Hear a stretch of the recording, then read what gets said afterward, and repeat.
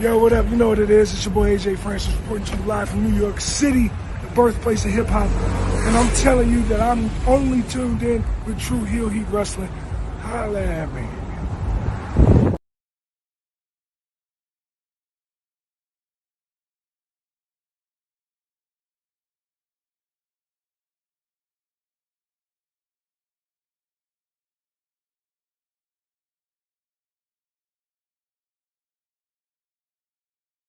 What's going on, everybody? This is your former AEW World Heavyweight Champion. Once a champion, always a champion. Swerve Strickland. Whose house? Swerve's house. You're watching True Heel Heat podcast.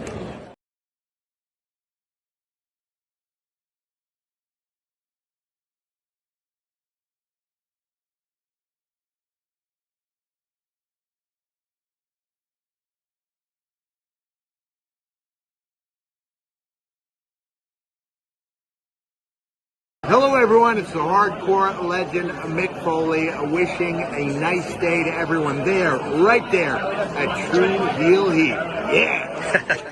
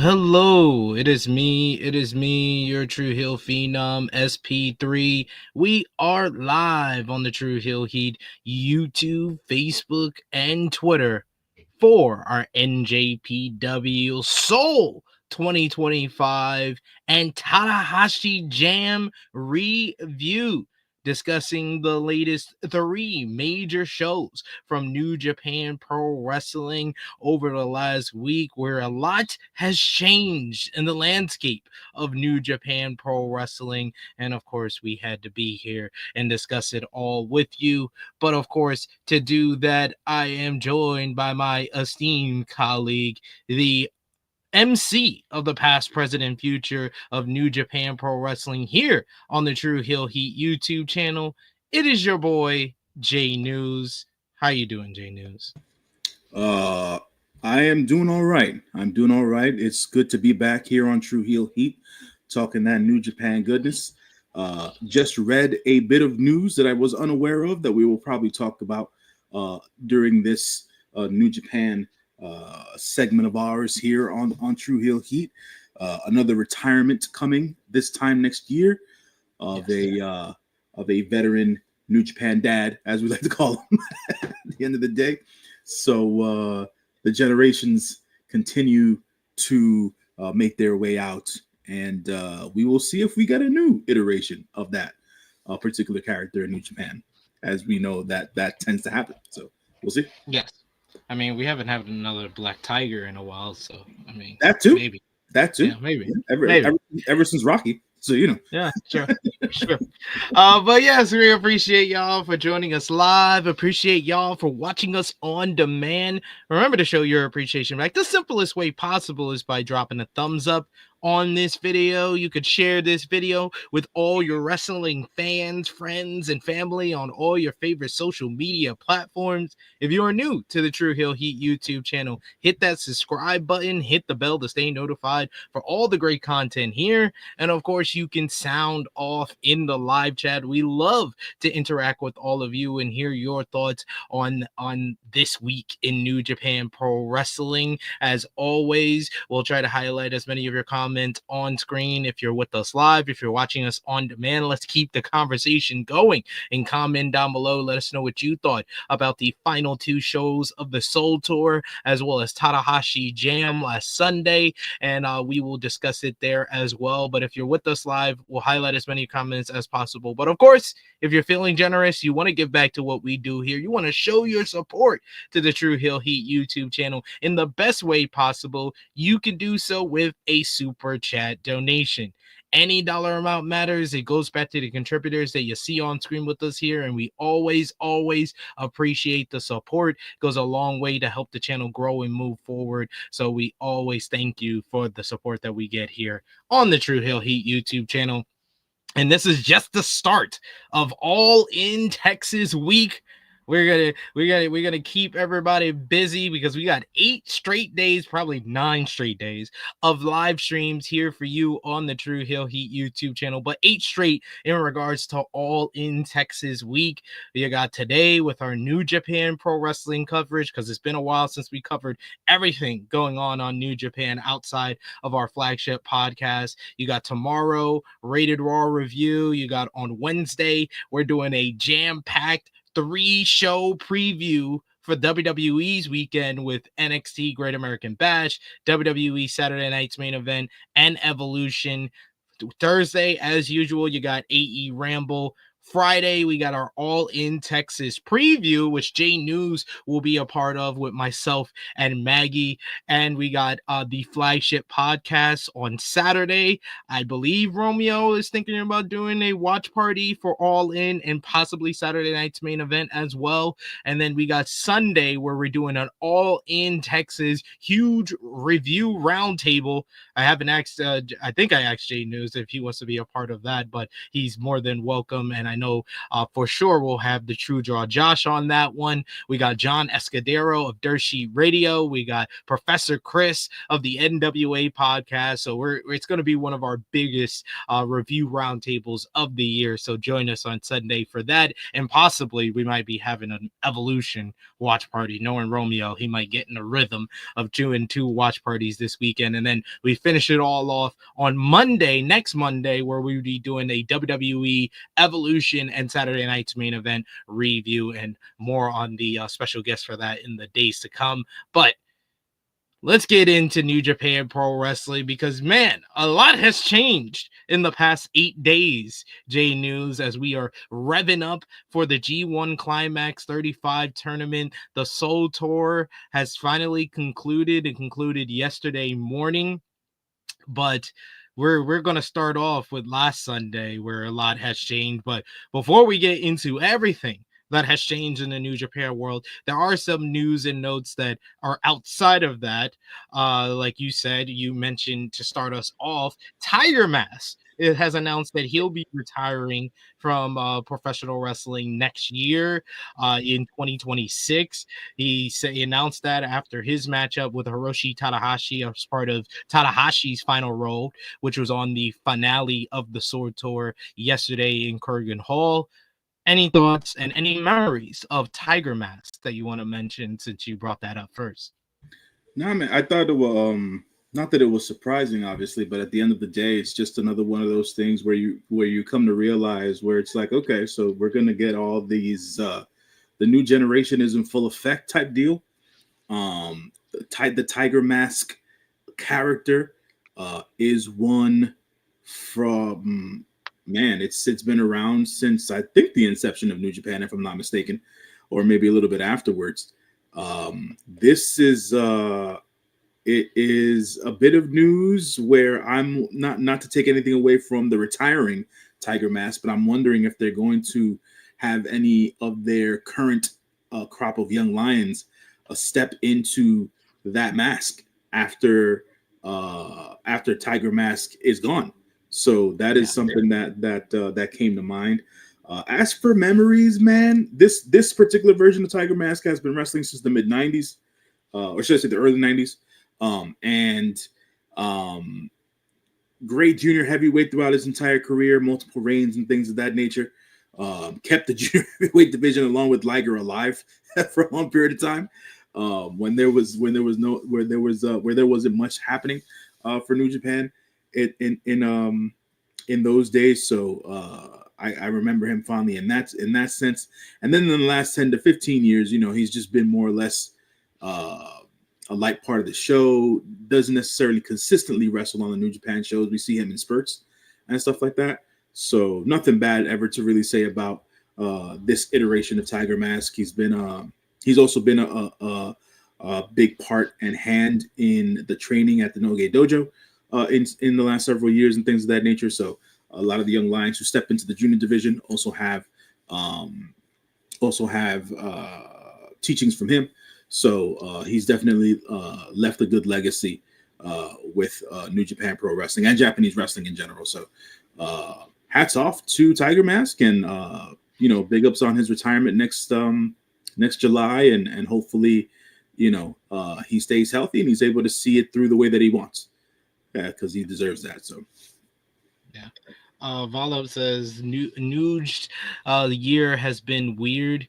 I wouldn't say that. It started off good. I feel like the last month and a half has been weird, and it's been Gato booking 101, where he just makes weird decisions that has everyone questioning why we're even watching New Japan Pro Wrestling. Yeah, it's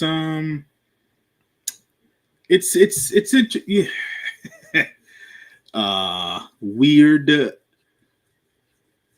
It's been inconsistent. I think that's more or less the word to use, really. Yeah. And we want New Japan to succeed, man. So, definitely now on the heels of the G1 Climax coming starting on the 19th and things of that nature.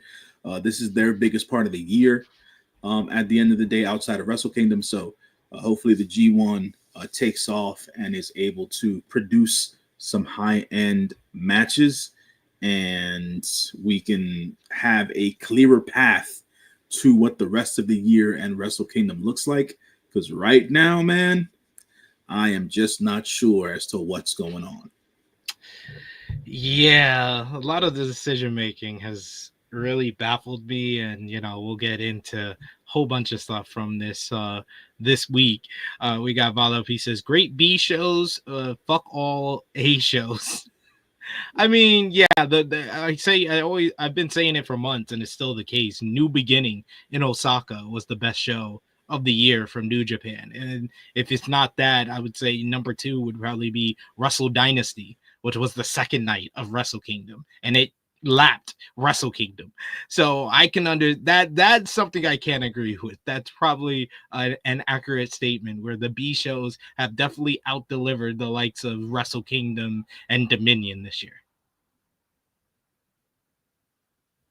I think J News is frozen, or maybe I'm frozen. Y'all let me know in the comments or in the live chat. I'm not sure. He hasn't moved in a couple of seconds.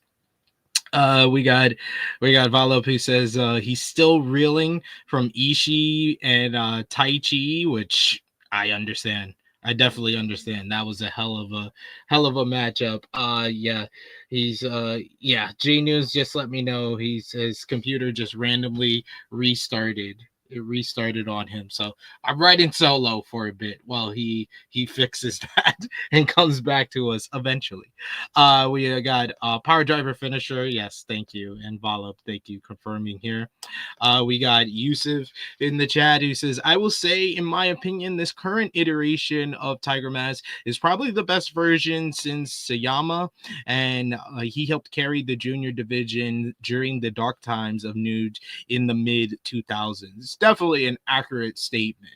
Tiger Mask is probably one of the best junior heavyweights, at least of the last like 20 years or so. It definitely helped carry things. Like Jay News said, it was him and Jushin Thunder Liger who were really holding things down for New Japan Pro Wrestling for years together. Those two guys were really the lifeblood of junior heavyweight wrestling. I think he's back. I think he's alive. Yeah, man. I'm not sure. My laptop just randomly restarted. So there's that. It's all good. It's all good, sir. But yes, we got a lot to discuss from New Japan Pro Wrestling. One other note before we get into these shows, even though I know he appeared on the show, but I didn't get a picture for that. We got a new signing from New Japan yes. Pro Wrestling. Olympic gold medalist. Am I saying Jacob Rolfe, or is that different? I know the last name is Wolf. I don't know if it's Jacob or John. Yeah, I know the last name is Wolf. Yeah. So that was that they definitely came out with that as a big Aaron deal. Wolf. There you go. So it is they definitely, it was a lot of pomp and circumstance with that announcement. A lot of people were worried. A pre-announcement, they were like, "What's going on with New Japan? What announcement do they have? Are they like?" The people were really in a tizzy talking about starting rumors about New Japan selling or whatever the case is, and it's like, what are we talking about here? Come on, now. Yeah, they're not spending money this year. Bushiroad done sold it. It done sold it. Oh man, I was it was it was interesting because he's an Olympic medalist in judo. I know that he's not the first judoka, as they say, to transfer into the pro wrestling sphere at the end of the day. So we'll see as to how that all comes about. They are planning on debuting him at Wrestle Kingdom 20. The same day as Tanahashi's retirement match. So we shall see how it all works out. During commentary, I think it was, I'm not too sure if it was yesterday's show or on the 4th, Chris Charlton was already buzzing about a possible match between him and Bolton Oleg. So we'll see. He's like, inject that into my veins. I want it. Yeah, so we'll see how that pans out. Vala also mentioned right now, which is a big deal to New Japan, that for Wrestle Kingdom 20 they'll be on their national TV network, TV aside, or whatever way they say it. I forget, whatever the proper pronunciation is right now. But that was also the deal with the Tan Jam, as to why it wasn't streamed internationally as well. It was put on TV aside, and people, and the majority of folks who love professional wrestling in Japan were able to watch the show. So it wasn't necessarily Asahi. Okay, that makes sense. Yeah, there you go. Thank you, Paul. Yeah, it's a bigger deal for them because it puts more eyes on the product, or it allows them to get more eyes on the product, should I say?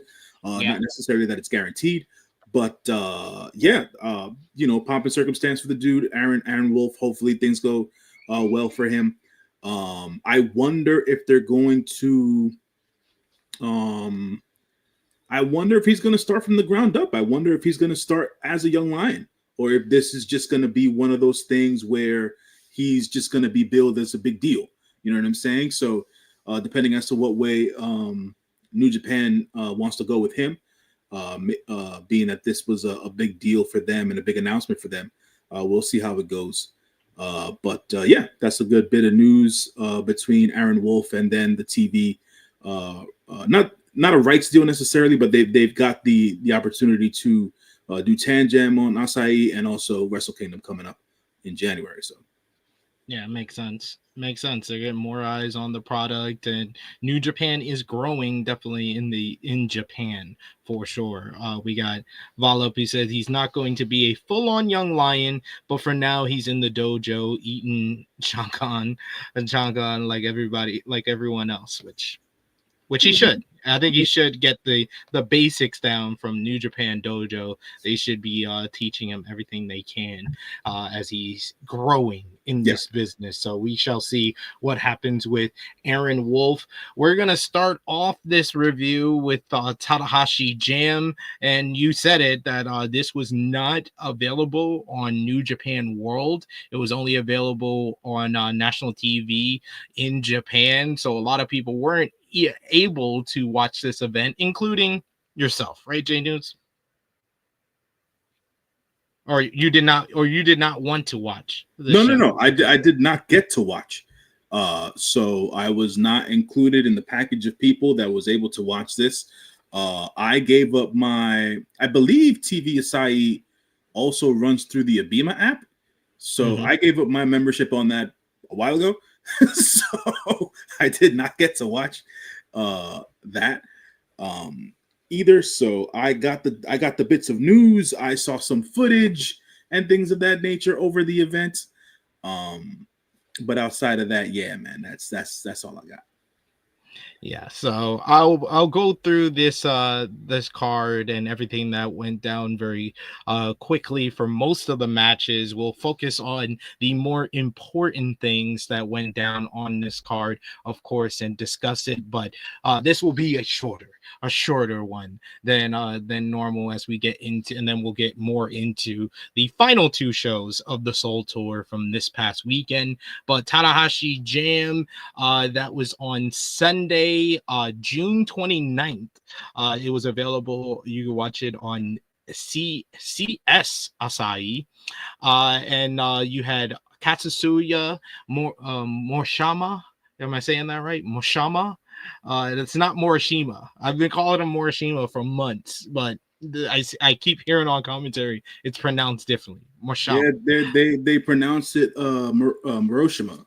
So Moroshima. Yeah. Moroshima. Yeah. So it is what it is.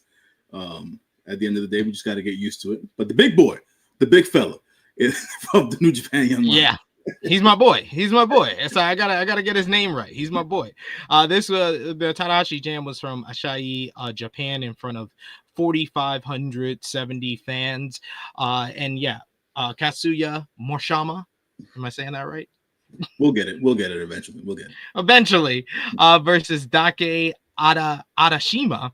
I guess this was a battle of young lions from different promotions here, and this was a clear kind of even battle between the two men.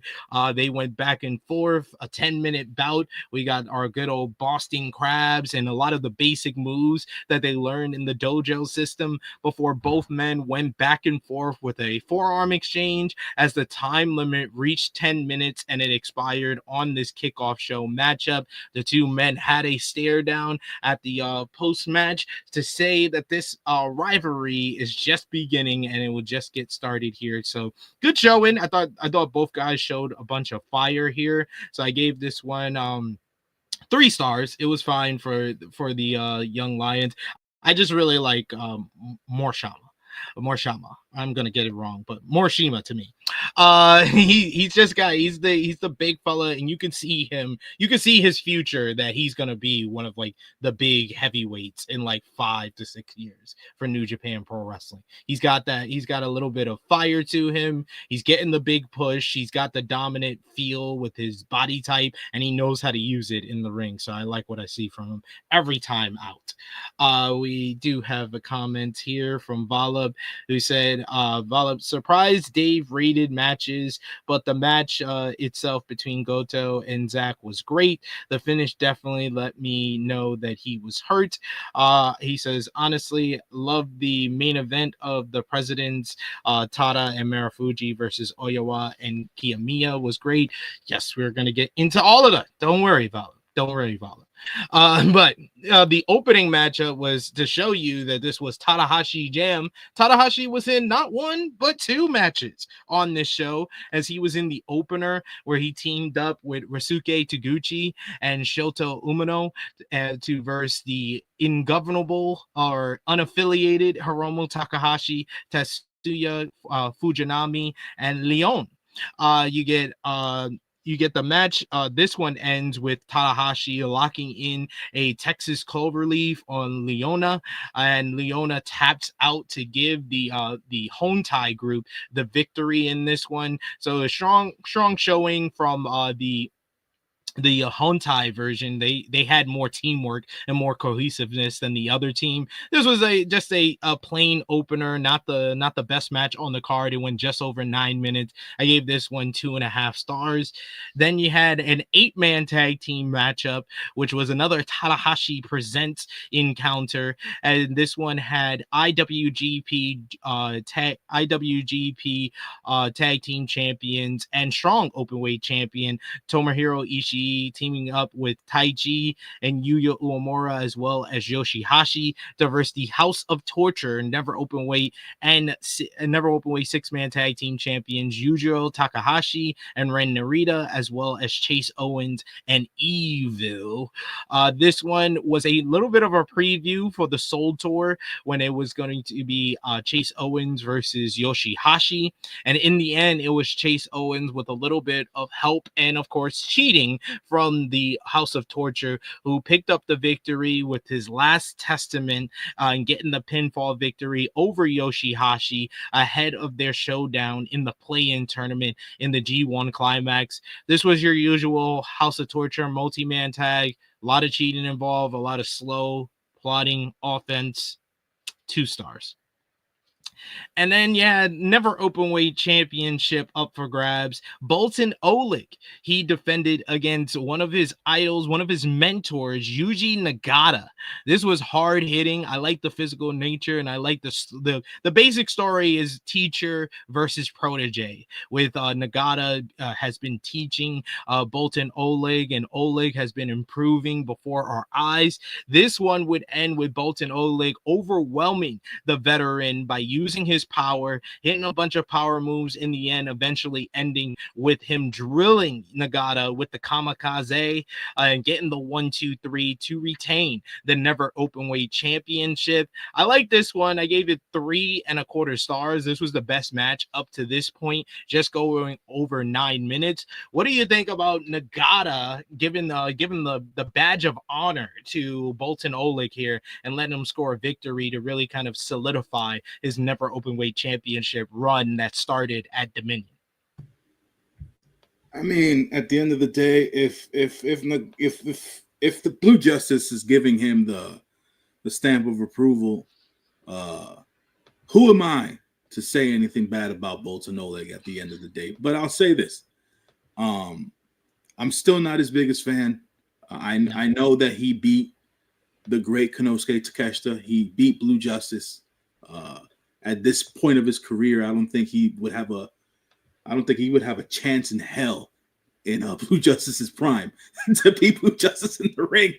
But at the end of the day, you know, he needs the cosign. He needs the cosign from the New Japan dads, from the wrestlers who are of great reverence and note in Japan, in order to help him get over with the Japanese crowd and the fan base. So I think this was something that was, to call it a word, it was prudent in the the decision making there by Blue Justice to have him win in this particular fashion. But we shall see where the rest of Boltin Oleg's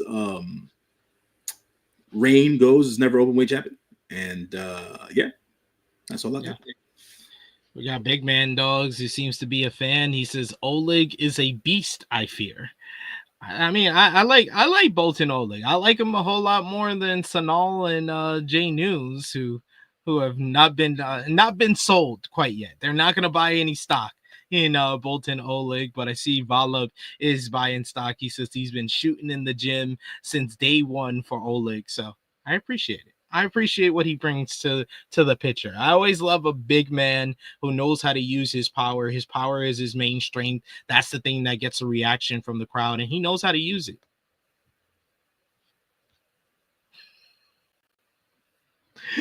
We do have a super chat donation here from J News #1 fan, Genesis J. Thank you so much, Genesis, for the support.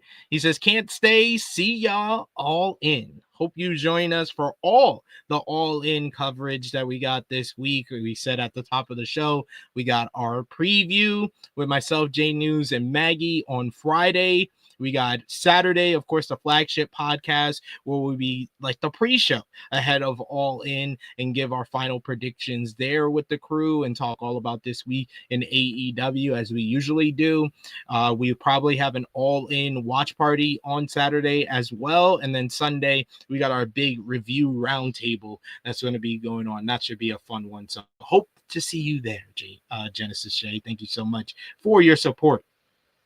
Then we had some more multi-man action on the show, and it included House of Torture, so I'll be quick. House of Torture members, junior heavyweight tag team champions, Sho and Doki teaming up with Yoshinobu Kanemaru and Sanada to versus junior heavyweight champion El Desperado, Dragon Kid of Dragon Gate, and Master Wato and Yo. This was a preview of the tag team matchup that would be going down for the IWGP Junior Heavyweight Tag Team Championships, as well as a never openweight 6-man tag team title match that was on the final 2 nights of the Soul Tour.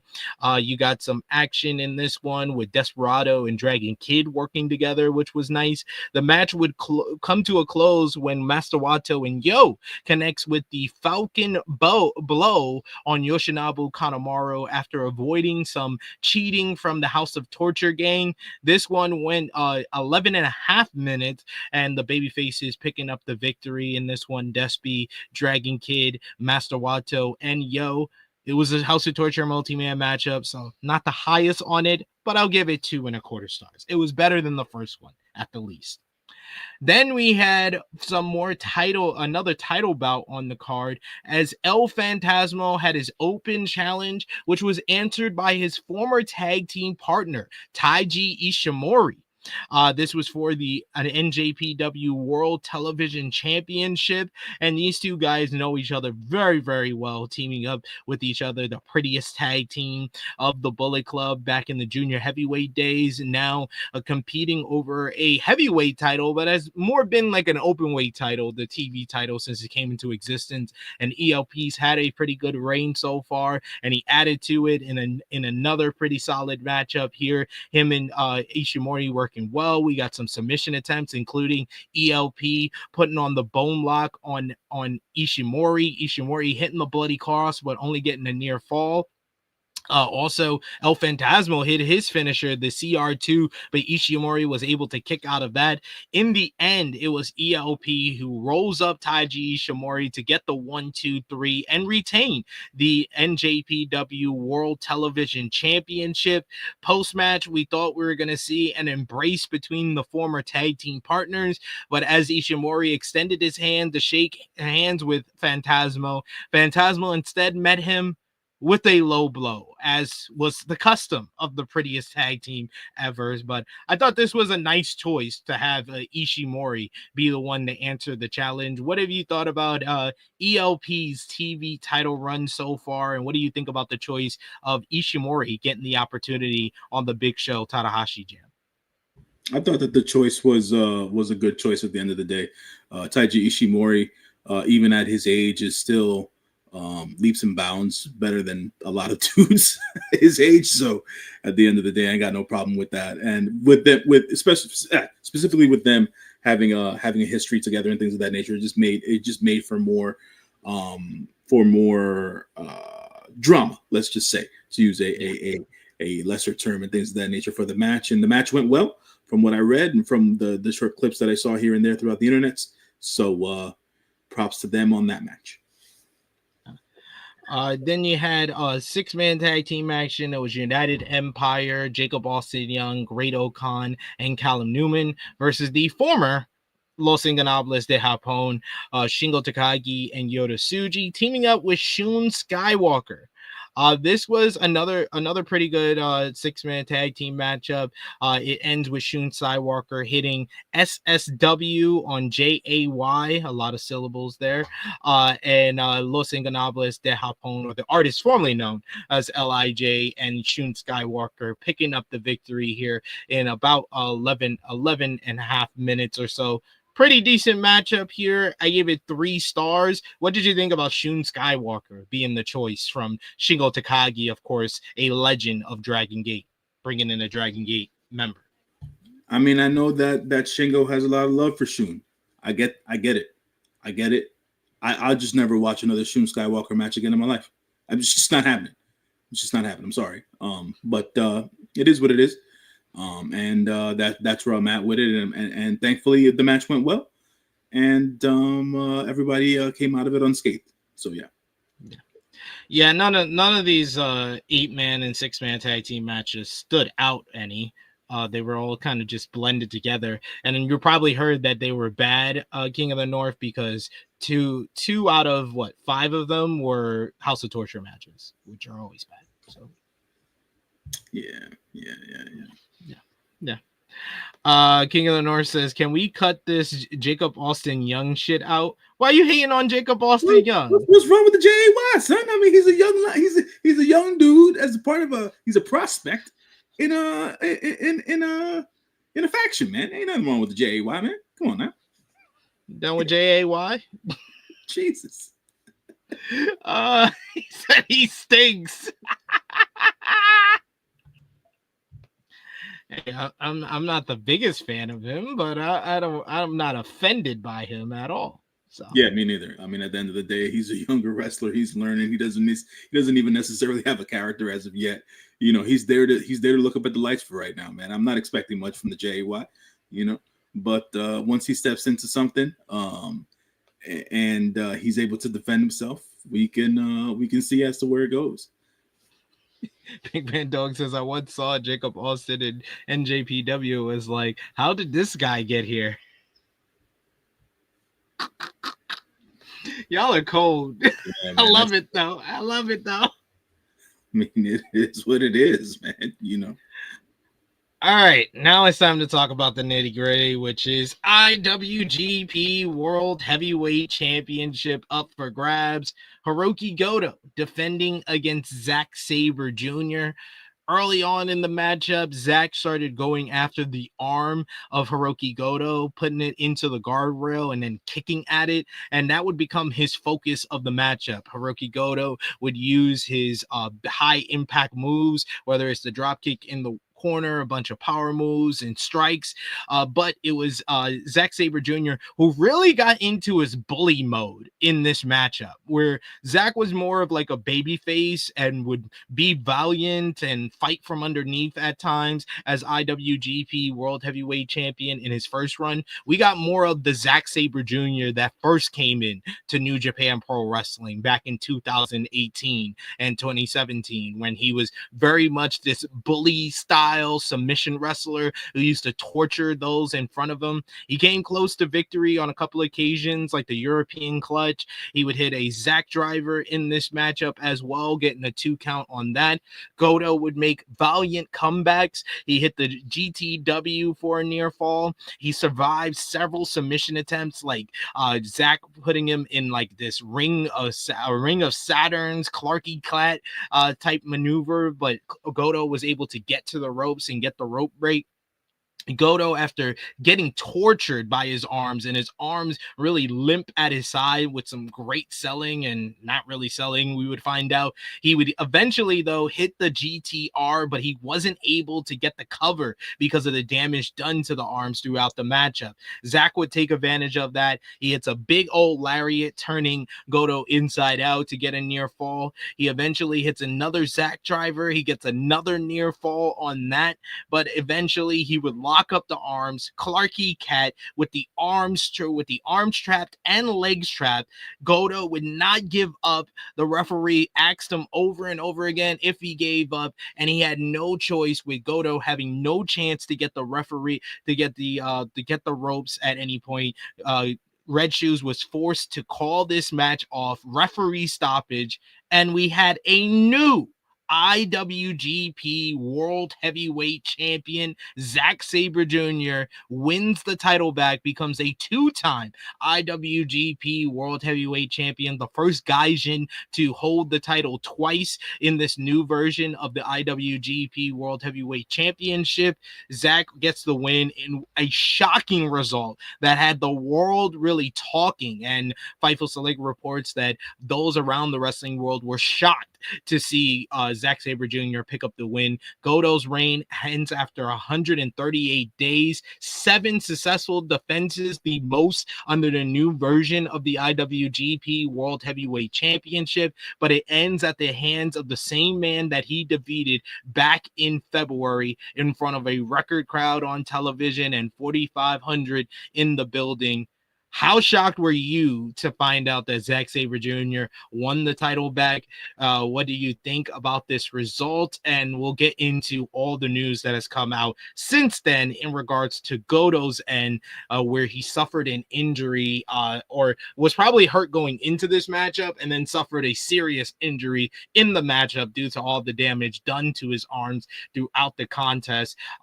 Dave Meltzer of the Wrestling Observer newsletter did report that this matchup, the result was always supposed to be the result. They planned on Goto having a short run that put him over, that elevated him in a way, but he was always planned to lose the title at this show. So regardless of him getting injured, this was always the plan. It wasn't a pivot that was done in between the matchup, but the match itself, absolutely tremendous matchup. I thought that this was almost as good as their matchup in February, which was one of the best New Japan matches of the year. That energy of that crowd was just palpable in Osaka. It was on another level with the crowd really rallying behind Goto there. This one, the crowd was still behind Goto, but not in the same way as they were back in Osaka. So I gave this match 4.5 stars. It was on my matches of the week last week. This was a great matchup.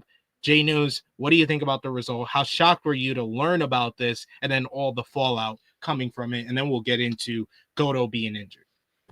So that day when this all went down, I hadn't been on socials or on the internet the majority of the day, and then I saw a thumbnail come up on my YouTube feed once I turned my TV on, and I saw the thumbnail and I read the thumbnail and I was like, what the hell is going on here? Let me hit the social streets. So I went ahead and I got onto the socials, got onto the Twitter machine, and I said to myself, Zack Sabre Jr. did what now? To who now? Why? So, I went and I ventured and I'm looking at clips. I'm looking at photos. People are saying Goto walked away injured and things of that nature. So my first initial thought was, okay, Goto got injured during the match. They had to pivot, give Zack the title. That makes sense or whatever in that estimation. But now I want to harp on the piece of information that you were talking about last, where Dave Meltzer reported, and then other people then corroborated that this was always going to be the decision, that Zack Sabre Jr. was going to win the title back from Goto.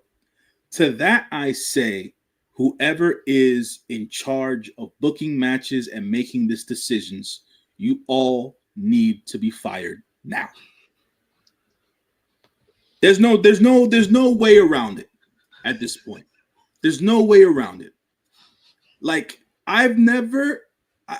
for me to understand, or for you to try to make me understand that you're going to take the belt off of your hottest wrestler at the moment, right? You ride the hot hand until the hand is not hot anymore, right? If you're going to tell me a bit of information like you just said, SP3, hey, Goto's coming into this match hurt. Okay, then you plan the switch and you pivot at the end of the day. But if everything is everything and Goto wasn't hurt, you're telling me I'm supposed to just accept the fact that ZSJ is winning this match? With all due respect, fuck out of here. What type of shit is that? What is that? Come on, son. All this. We've gotten to the point. We've gotten to the point where the fan, where in wrestling today in 2025, the fans are not that dumb. Stop treating them like they're dumb. You making stupid decisions doesn't make us want to watch your show going into the future at the end of the day. I'm not putting this on Zack Sabre Jr. I have no issue with Zack Sabre Jr. I'm talking about the decision to take the belt off of Goto.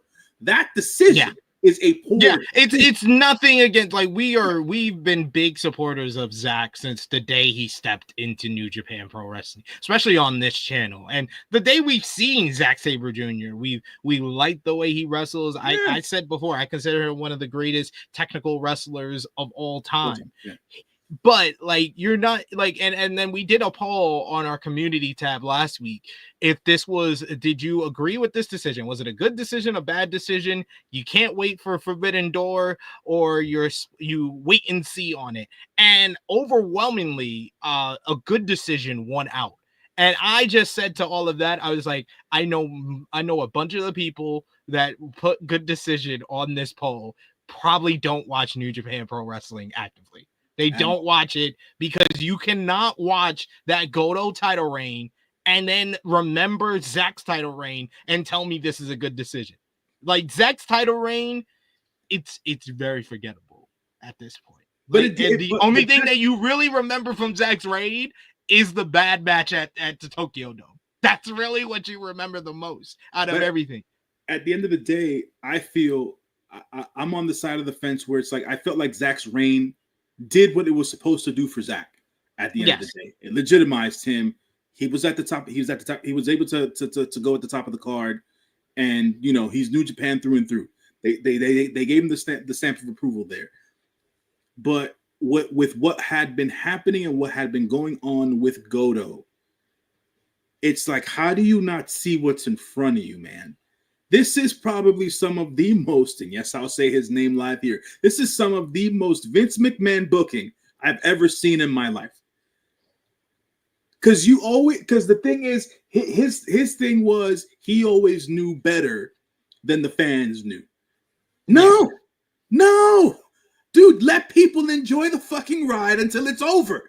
At the end of the day, that's it. Nothing wrote itself more than riding the Goto train, riding the Goto momentum all the way to Wrestle Kingdom next year, as Goto is the only one left really that can have main event level matches from the previous generation. Okada's gone.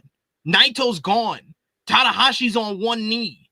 Like, Tanahashi's riding out his final run. Then none of the guys that were a part of that generation from the end of the 2000s throughout the 2010s is left anymore. Ishii is mostly in AEW more often than not, than even when he's here in AEW. I mean, he's in AEW more than he's in New Japan most of the time. He's not here.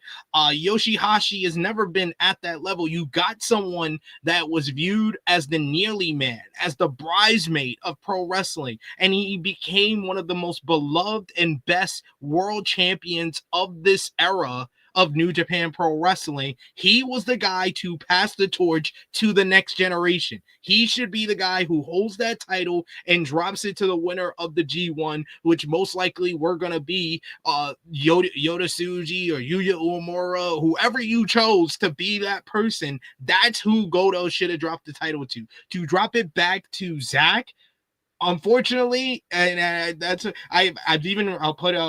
pull back the curtain a bit for Sports Illustrated. I've requested to have an interview with Zack because I want to know how Zack feels, because there is the fan base that thinking like us that this feels like a step back. How is Zack going to make this different from his previous reign, and how is he going to outdo what Goto just was able to accomplish? And I know Big Man Do is absolutely right. It looks like Zack is leaning more heel, and he was more of a heel and more of that bully heel. Like I said in my description of the matchup, he was more of that bully heel that he was as the submission expert when he first came to New Japan in this matchup, but it's still in the moment, especially like finding out the way we did for us internationally who weren't watching this live. I watched it a day or so later, so I knew the result going in, and I was able to kind of take that away and watch the matchup and see that this was a tremendous match. But I still had that feeling of, this is not the right decision. This is just compounding on all the bad decisions that were Dominion, and then you give us this. Yeah, man. It's yet again, I'll reiterate this point. This has nothing to do with Zack Sabre Jr. himself. Like, to Big Man Dog's point, to your point, if he's going to work heel now, it'll be a different reign, right? Because it's a different attitude. It's stylistically in the ring. It'll probably be harder hitting and more antagonistic. Sure, it'll be slightly different from what it was the first time around. But yet again, the point is, if the plan was to always take the belt off of Goto at this point of the year, it's like you're telling the fan base you're not paying attention to what's going on present day with the company. Like, dude, why would you even stay with that? Like, it's not written in stone. You could pivot that also. Now, if you're going to tell me at the end of the day, hey, Goto got injured in the match, we had to switch, we had to make the switch, I'll take it, I'll accept it, and then we'll go from there with Zack at the end of the day, right? But it's like, you have options at the end of the day, and you're here telling us this was always the decision. Like, it's a bonehead decision. It's like you're not watching your own product. That's what it makes it feel like, and that to me is disappointing. At the end of the day, Dick Togo, Gato, I'll put some of this on Tana too, man, because at the end of the day, he's the prez. So they have to okay this at the top of it all. And I don't know, man. It was just confusing, and it was irritating. It was frustrating. Hopefully Zack does something that we haven't seen or felt with the belt in quite some time, with him as champion going into I guess Wrestle Kingdom at this point, because there's no clear cut person to take the belt off of Zack now, and we don't know how long Goto's going to be out with injury anyways. Yeah. Disappointing is the least of the words to describe how I felt about the decision. To find out that that confused. I was confused. Yeah. That was my reaction. I was like, wait, I was shocked and confused. That's the best description of my reaction when I got tagged on the post revealing the result. I was like, why? Yeah. Big Man Dogs, he just posted a comment. I'm with him too, man. For all that shit, we would have had Takagi win the damn belt in Dominion. For all that. You know what I'm saying? To give somebody, he was already a champion. He'll be a second-time champion, just like Zack or whatever. And you go down a road of just having more fantastic matches as the IWGP World Heavyweight Champion at the end of the day. Not saying that Zack wouldn't have fantastic matches. It's just, continue the ride with the baby face and doing something that the fans would be into and continue to pack the arenas and all that jazz. And yeah, man, it shoot, confused, disappointed. That's where I was at after this particular event. So yeah. And Vala brings up the next point. Yes, Goto has been announced as injured. First, New Japan Pro Wrestling announced he wouldn't be part of the July 4th edition of NJPW Seoul. And then they announced this weekend, well, I think it was Friday, they announced that he was officially out and pulled from the New Japan Pro Wrestling G1 Climax 35 tournament. Thus, we had to have a 4-way gauntlet on the final night of Seoul to determine who would be his replacement. Volop saying here, in fact, New Japan is literally saving face with the fact that Goto got hurt. It's like he says, even here, Goto is sacrificing for the company. It really does feel like that. It really does feel like that. Like maybe he was hurt, maybe he wasn't going into the matchup, and maybe the match he did get hurt in it. But yeah, it felt like all the announcements coming one after the other with this. It did feel like New Japan was saving face. Like, see, he was hurt. Like, what other choice did we have? He's hurt. Yeah, but at the end of the day, if the choice was made once he got hurt, we would understand. But since the news hit that this was the decision before he got hurt, anyways, doesn't help you. At the end of the day, it's moot. The point is moot. It just doesn't matter anymore. You know what I'm saying? So it's like now we're just here, and we're in this, and like Volib said, and like you intimated it, and like how I feel, if they can take this Zack Sabre Jr. run, this heel run, and make it into something special, cool. Because we haven't had a good heel champion in New Japan Pro Wrestling for quite some time. So if he can do that, cool. If it's just more of the same with what Zack was giving us during his other title reign, I don't know. I'm trying to think. I don't think New Japan's had a good heel champion. You said good. That was the specification. Right. And I'm like, good heel champion is probably Jay White's first run, which only lasted like 3 months. Yeah, probably. That's probably the last good run, because Jay's second run was not what I would consider good. Right. Evil, hunting the title wasn't good. Even if you count, like I do, Sonata as a heel run, because he should have lost the title like 6 months before he did. That's not even a good run. So, like, yeah, good heel run. It's been quite some time. It's been quite some time.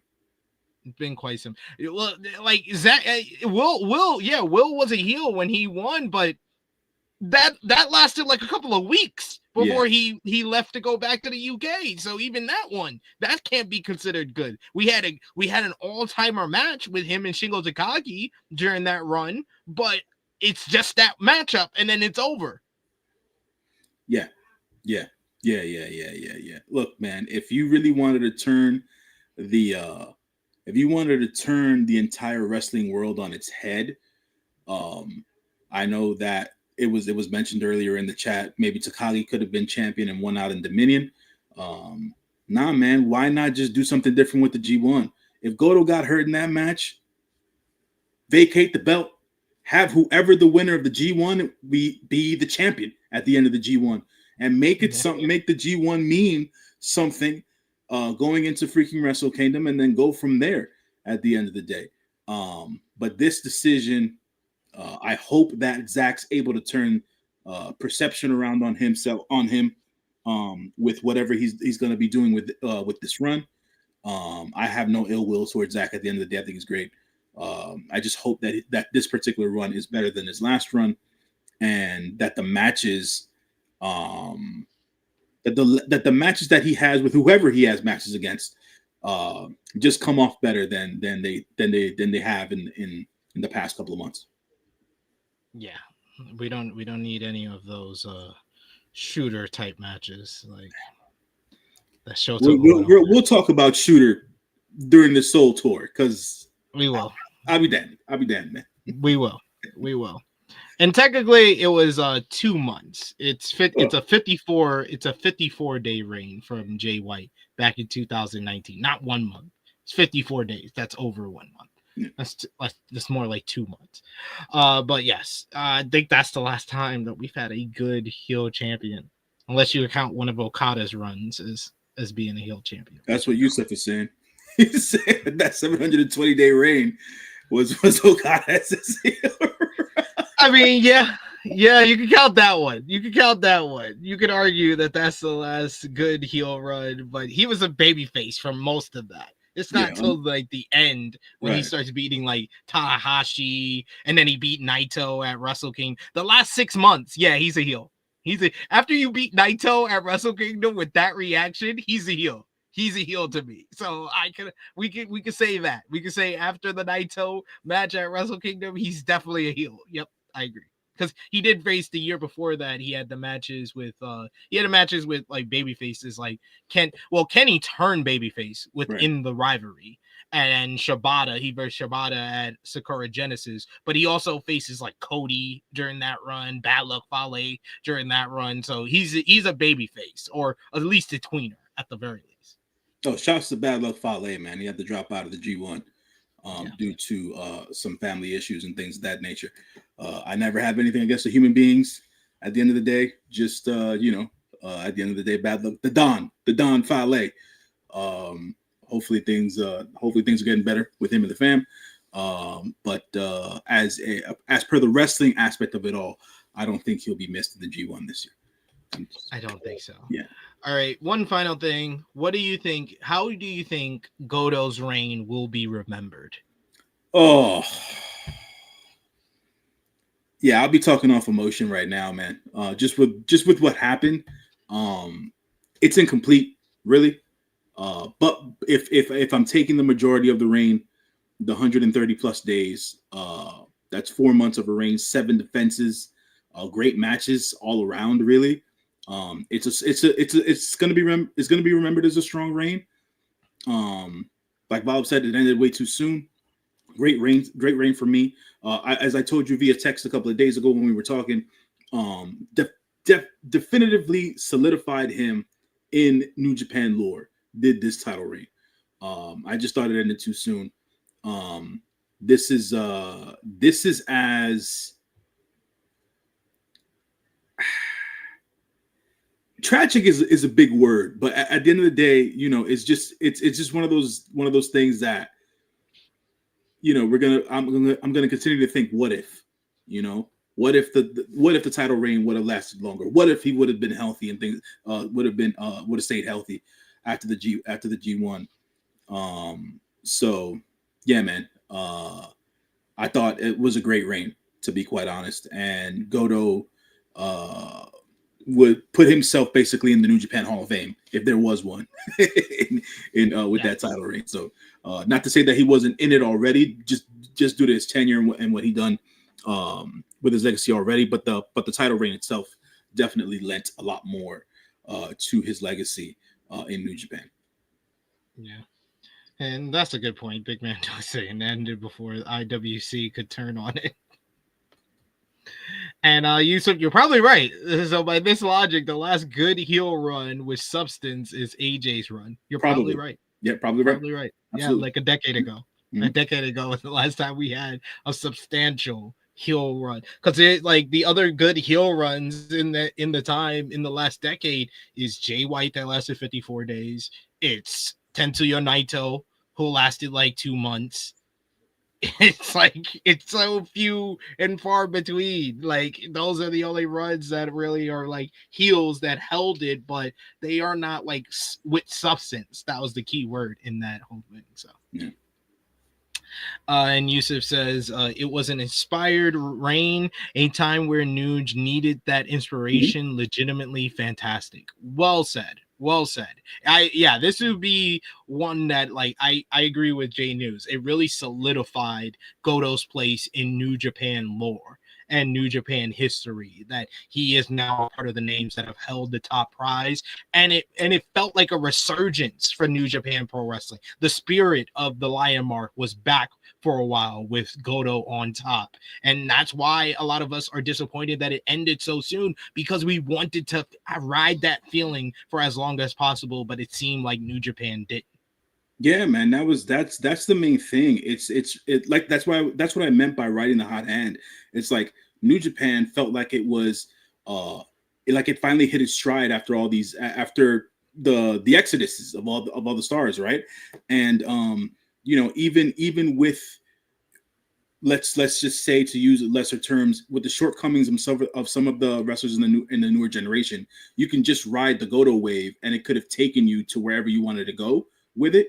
It would have continued to give you a positive reflection amongst the New Japan faithful and things of that nature.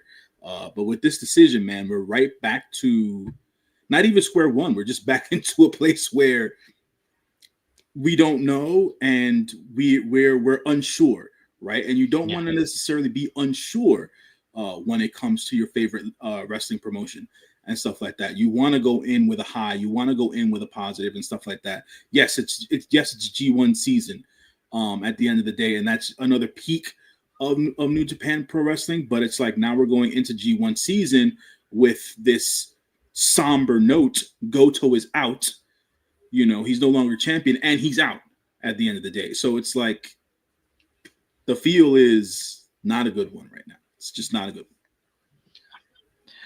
But Tanahashi Jam did not end on that somber note. Instead, we got one more match from the Ace as he teamed up with Noah president Narumichi Marufuji to verse the present generation of stars in Kaito Kiyomiya of Noah and Hiroshi Uyoa of New Japan Pro Wrestling. This was a really good tag team matchup with the youth using their speed and agility to keep the veterans on the back foot, but the veterans were able to use their experience, overcome the submissions and the high flying of the two younger competitors. And in the end, it was Tanahashi who would hit the sling blade on Uyoa, while on Marufuji hits the super kick, followed by the Shiranui on Kaito Kiyomiya, and then Tanahashi finished things off with the high fly flow on Uyoa to pick up the 1-2-3.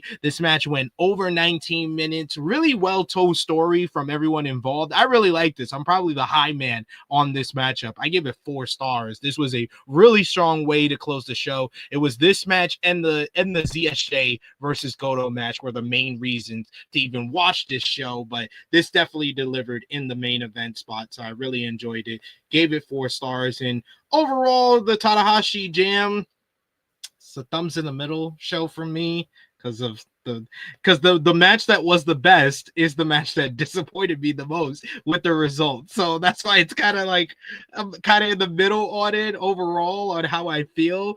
But I gave the show overall 6.5 out of 10. Match of the night was Zack Sabre Jr. versus Goto.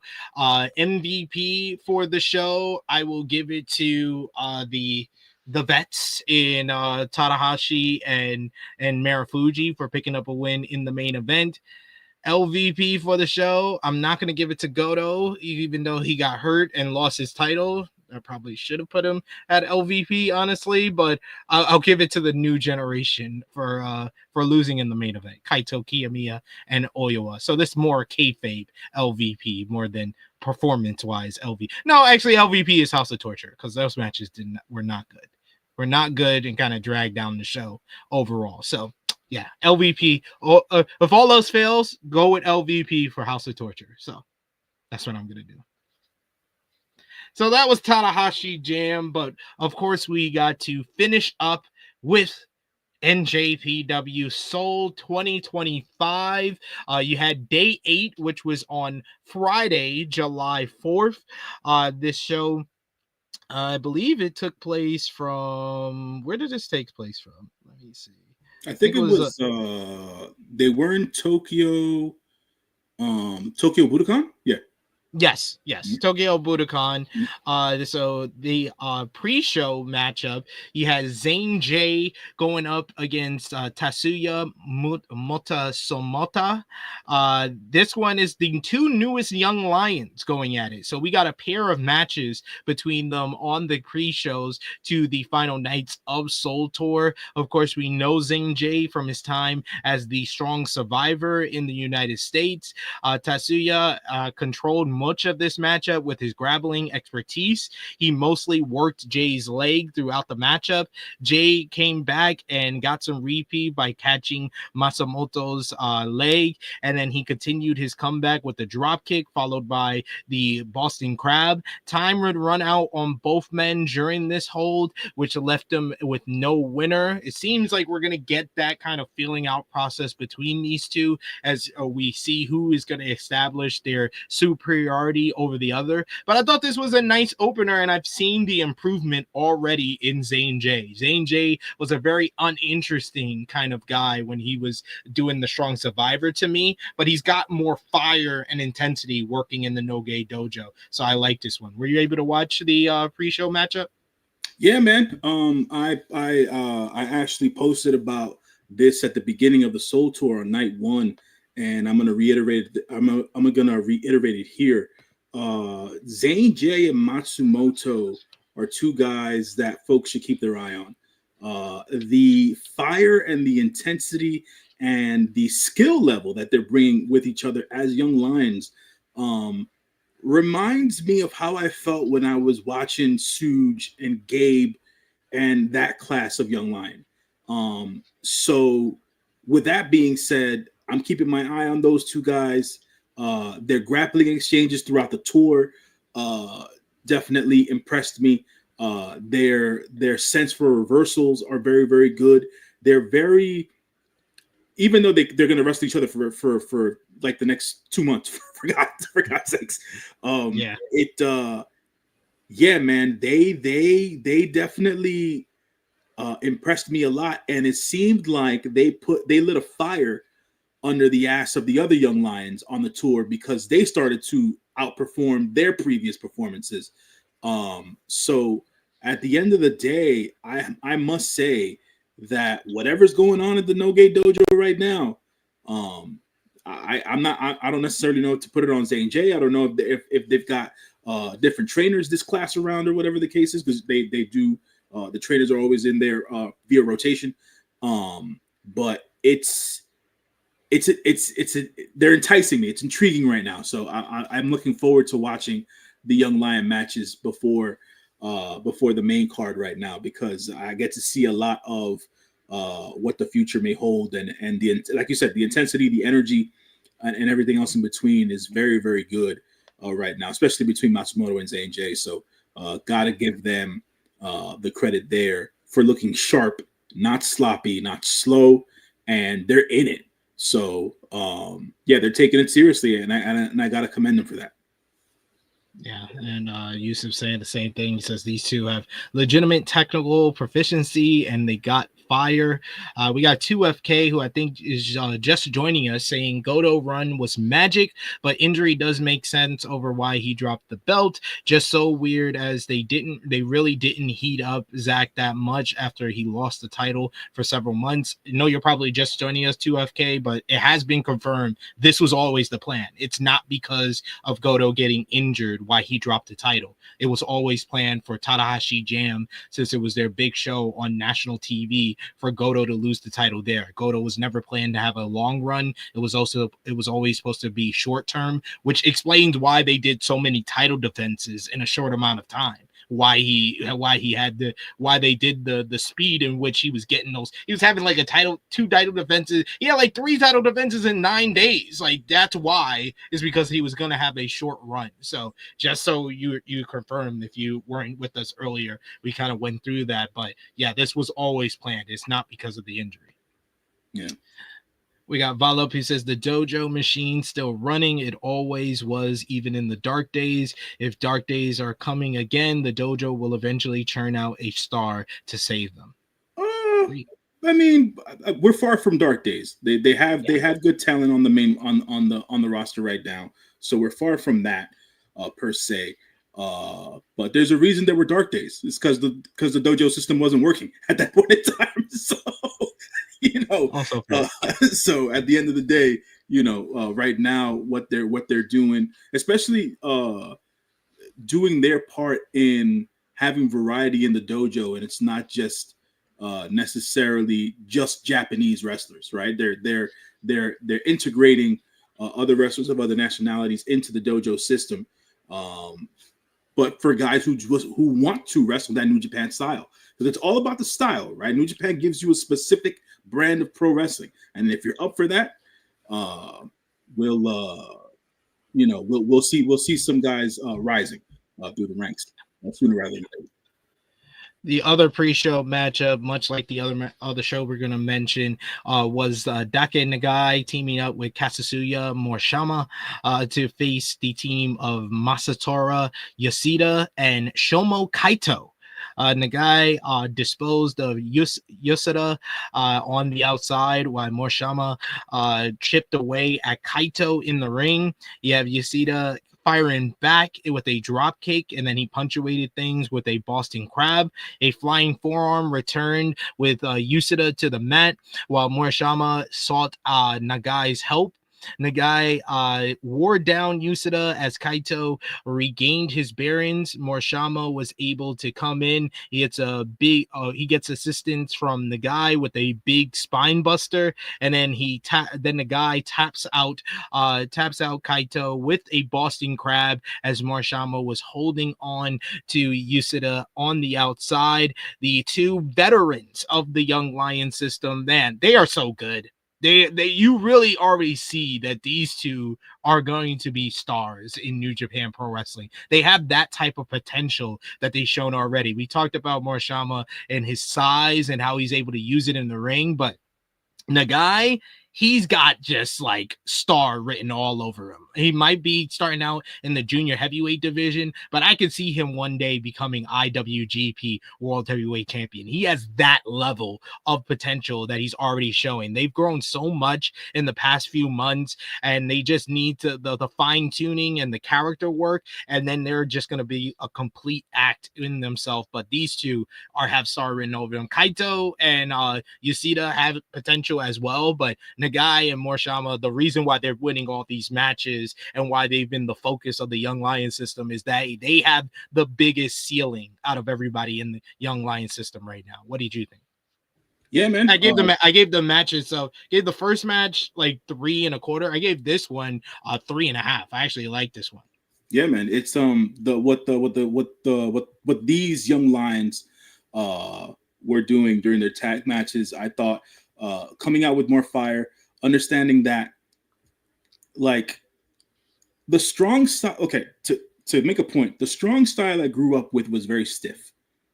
The strong style that is in 2025 isn't as stiff as it used to be, and I feel like what we're starting to get is guys leaning into the more snug tactics of the stiffness of what strong style used to be. With that being said, and seeing the application of this by this group of Young Lions is it's cool to see. Daiki Nagai, a guy, when I first saw him as a Young Lion, I saw nothing with this kid. Not in his first couple matches, I was like, who is this kid? Why is he here? Like, someone give me reason. You know what I'm saying? And as he's been building, he's gonna be their character guy in the future, because that's what he brings he brings that charisma, he brings that character to his matches and things of that nature.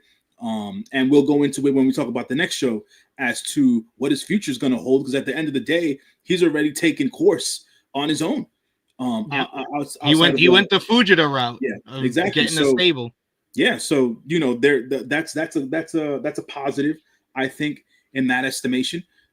So good for Daiki Nagai there. Morishima, there's still some work to be done there, but like you said, future star in the heavyweight division there. He's put on quite a lot of size. Hopefully he doesn't, it doesn't bog him down like it does with some guys at the end of the day, because your body can only hold but so much weight at a certain point in life. Yeah. So hopefully he starts to trim it down and turn it into muscle. And then the other two, not to take anything away from them, but they both got hurt during the Young Lion runs. That's Shimakato and Yasuda. And Yasuda needs a lot more work, a lot more refinement. Shimakato shows good fire, but he still needs more reps from an in-ring psychology perspective. He needs more reps and things of that nature. But outside of that, I think that they have a good core group of 6 Young Lions right now. We're going to see some of these guys go on excursion. The guy's probably going to end up staying. I think an excursion for Morishima might be a good thing. And then the other 2 guys, we're still going to continue to see them as part of the core 4 Young Lions for the time being, that being Shimakato and Yasuda, along with Zane J and Matsumoto, unless they're, because not supposedly, but Chris Charlton did say during commentary, which has been news for quite some time, that they basically have a logjam at the Noe Dojo right now. So we might see even more Young Lions coming about, starting in the G1 or post G1. So we'll see quite a bit of Young Lions start making their rounds and rotations into New Japan. Should be interesting. Should be interesting to see. Then we had the opening matchup on day 8 of Seoul, as you had Shota Umino teaming up with Tai Chi, Tiger Mask, Tomohiro Ishii, and Yuji Nagata in a 10-man tag team matchup against the House of Tortures, Dick Togo, Doki, Evil, Sanada, and Yoshinobu Kanemaru. House of Torture spared no time in attacking the baby faces here. Ishii fired back with a vertical suplex on Evil, while Taishi softened up Doki for Tiger Mask. Kanemaru and Togo nearly removed the mask of Tiger Mask. Evil drove him into the barricade. Nagata swung the match in the babyface's favor. You get Togo removing a turnbuckle pad where Evil Irish ripped Nagata to his corner. House of Torture broke an FTF hold by Umino, held on Togo, suffering a train of charging bodies in the corner, but backed up by the tag team champions Ishii and Taichi. It was Shooter who got the tap out victory on Dick Togo with one more STF. This was the better version of House of Torture matches. Whenever they get their comeuppance, it's the better version of House of Torture matches, but still about 2.25 stars. It's not the best matches, but it's the better version of their matches. So 2.25 seems fair. Sure. I mean, at the end of the day, the HOT matches, man, they just become they're it's just more of the same. More of the time, but to piggyback off a comment that was made here in the chat, Eustace said that he would like a Young Lion Cup to pick for the winner of that cup to go on their excursion. Right above Big Man Dogs.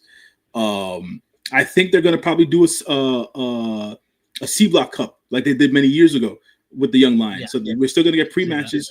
So I feel like whoever comes out the victor of the C block will probably get to pick their excursion at the end of the day. So look forward to that. I think Morishama. Yeah, gonna get it. Yeah, for all intents and purposes. That's my guy. Yeah, exactly. That's my guy. So he's probably going to end up winning. But I want to see as to what the matches turn into and whatnot.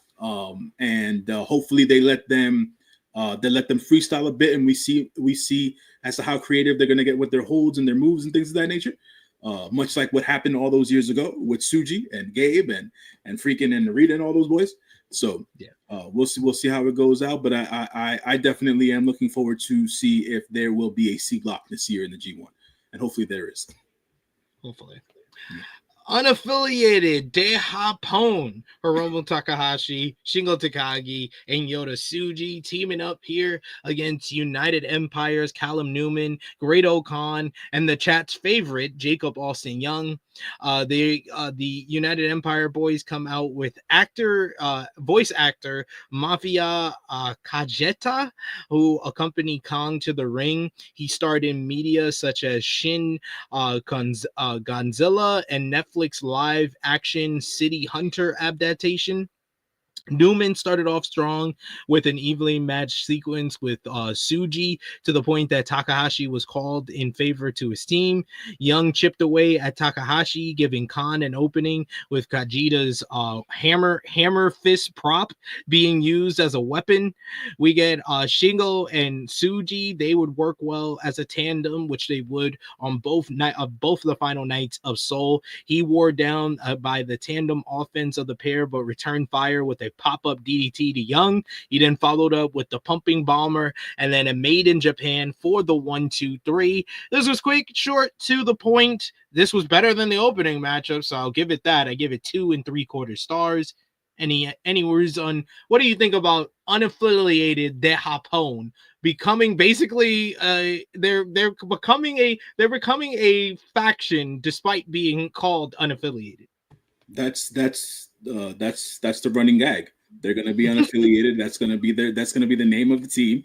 And whoever doesn't want to be part of Hantai or freaking House of Torture, they're just we'll be unaffiliated. But yes, you're affiliated with one another, but just unaffiliated with everybody else.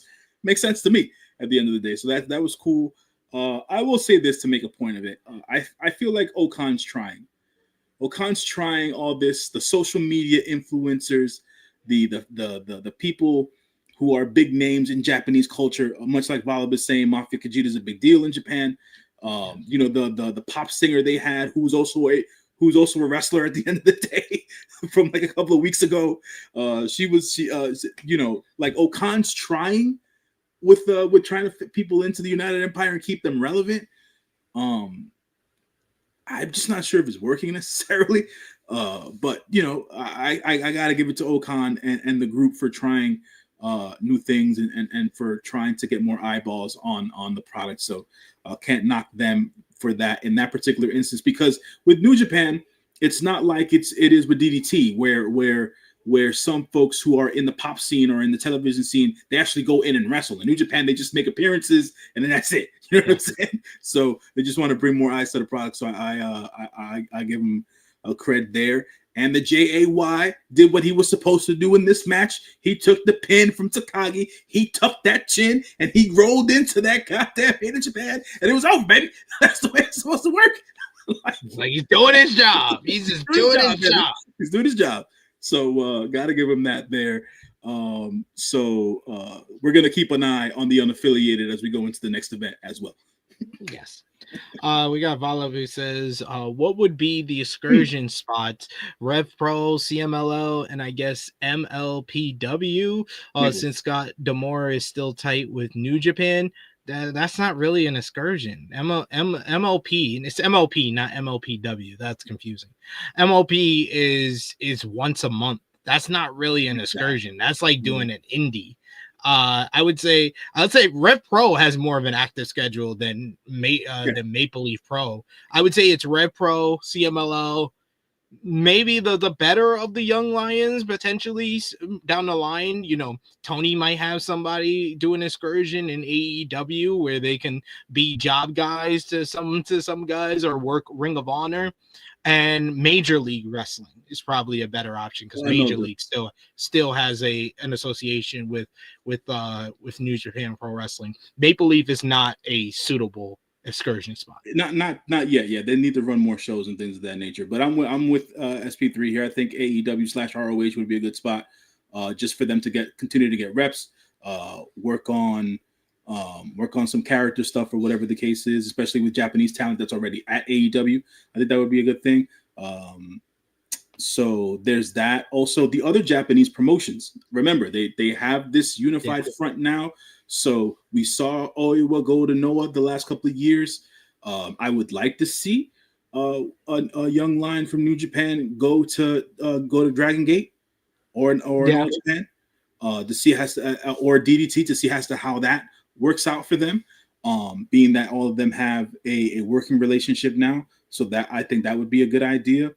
And you know, we'll see. So, you know, I know that there's other indie wrestling promotions around the world. I think Big Man Dogs and Volleyball are talking about WXW out in Germany and things of that nature. So I don't think they run that often for them to have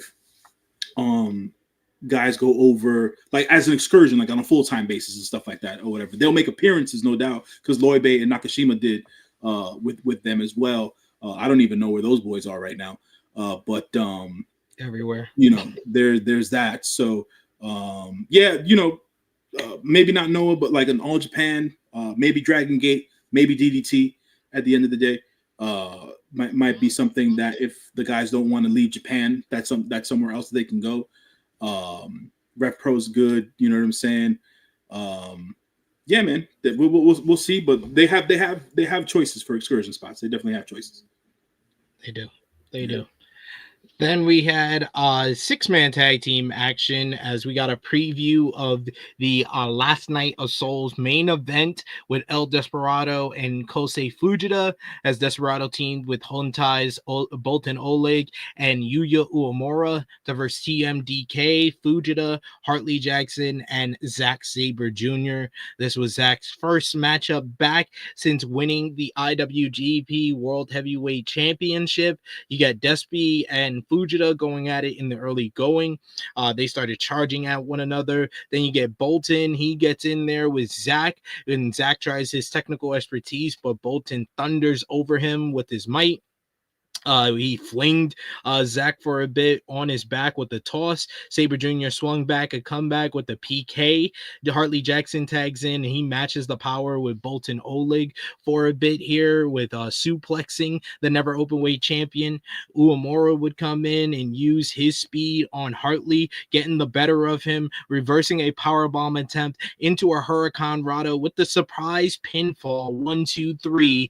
Hontai picking up the win over TMDK here. Post match, you get Fujita. He shows off his Best of Super Juniors trophy to the IWGP Junior Heavyweight Champion. Meanwhile, you get Uemura and Bolton got in Sabre's face, talking some smack as Jackson simply laid in the corner trying to recover from the loss here. So good 6-man tag team matchup. I give it 3 stars. Any thoughts on Zack's comments after the matchup, mostly where he kind of established that he's going to be more of a bully in this reign as IWGP World Heavyweight Champion? Yeah, he says he wants to be more of a prick. So hey, more power to him at the end of the day. So hopefully this can turn perception around for ZSJ at the end of the day. But a solid match nonetheless. So good on everybody for getting paid on this match. So I'm always for that, for my good brothers. Absolutely. And then we have the nitty gritty on this show, the final 4 matches, which had Roye Uyoa going up against Satoshi Kojima in a G1 Climax play-in matchup for Block A. This was originally supposed to be Uyoa versus Bad Luck Fale, but luckily we get Kojima instead in this position. You know, thoughts and prayers to Fale, who's dealing with some family emergency while he had to be pulled from this show. But Kojima was a good replacement as we had a solid matchup here. Kojima ruled the early portion of this matchup, peppering Uyoa with some chops. Uyoa would eventually come back with a big senton, but he couldn't get the pinfall cover on that, resulting to work Kojima's arm for a bit. Uyoa instead would ate a lariat from Kojima. He ate another lariat as he tried to his choke into the grip, and Kojima laid him out on his back, getting a near fall. We would get a doctor bomb on Kojima, but I only got a near fall for Uyoa. Uyoa finally would counter Kojima going for a lariat, and he would finally hit the grip for the 1-2-3 to move on and advance to the G1 Climax tournament. Uyoa is now in the A block, and he joins a very tough field. We'll go through the entire field for the G1 Climax when we're through with the entire qualifying play-in matches on these 2 shows. But what did you think about Uyoa versus Kojima? I thought this was a really rock solid matchup. I gave it 3.25 stars. What did you think? Yeah, I thought it was a solid matchup nonetheless. Just a battle of the lariats here to see as to who got the better off of it. For a bit there, I thought that we were going to see Koji pull this one out, man. And I was like, oh man, we're going to see Kojima again back in the G1. But then I was reminded that the last time he participated in the G1 was several years ago. So yeah. And he lost nearly every matchup. Yeah. So at the end of the day, obviously giving the younger guy the opportunity here in a decent match. Koji still being able to go at his age is a feat within itself, and not necessarily losing much of anything in recent years. So props to him for that. And yeah, like Big Man Dog says, this was smartly worked, and definitely left everyone involved in the match looking good, and Uyoa looking strong going into the G1 now that he is a part of the A block officially. Yeah. This one I was very worried about. I'll be honest, J News, because they're threatening us with a bad time with Chase Owens being in the second play-in matchup to determine the final spot in the B block, as it was Yoshihashi one-on-one with Chase Owens. Referee Marty Asami removed the spurs off of Owens' cowboy gear at the start, and Chase came out to his new cowboy outlaw music. Yoshihashi charged at him and dragged him to the outside. Owens tried a brief assault. He would hit a big cactus elbow off the apron. Yoshihashi crumbled after a bump to the turnbuckle and a slam to the mat. He countered Owens' high noon with a suplex and then a big knee. Owens was able to hit high noon, but Yoshihashi was able to kick out. Yoshihashi reversed a power driver into a sunset flip. A mad frenzy by Yoshihashi would keep Owens on the back foot as he hits a big lariat and then finishes him off with karma for the 1-2-3. Yoshihashi moves on to the G1 Climax tournament, joining the field in the B block. Another pretty decent matchup here. I give it 3 stars. What did you think? I'll say this, man. Yoshihashi can still have a banger against most people, and I thought much more of this match than what you just gave it a grade for. At the end of the day, look, man, if Chase Owens was going to wrestle like this all the time, I'd say give me more Chase Owens at the end of the day. But since he doesn't do this all the time, I can give a damn less about what Chase Owens is going to do. So fair. Good on New Japan for choosing the great Yoshihashi to be here in spirit of Goto in the G1.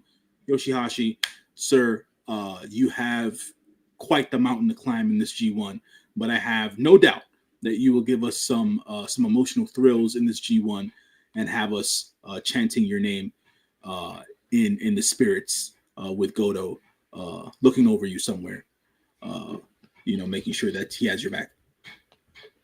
And this Big Man Dogs agrees with you. He says this was very good. So, yeah, it was. No, I thought it was solid. It was solid work. I'm just not into Chase Owens that much. So.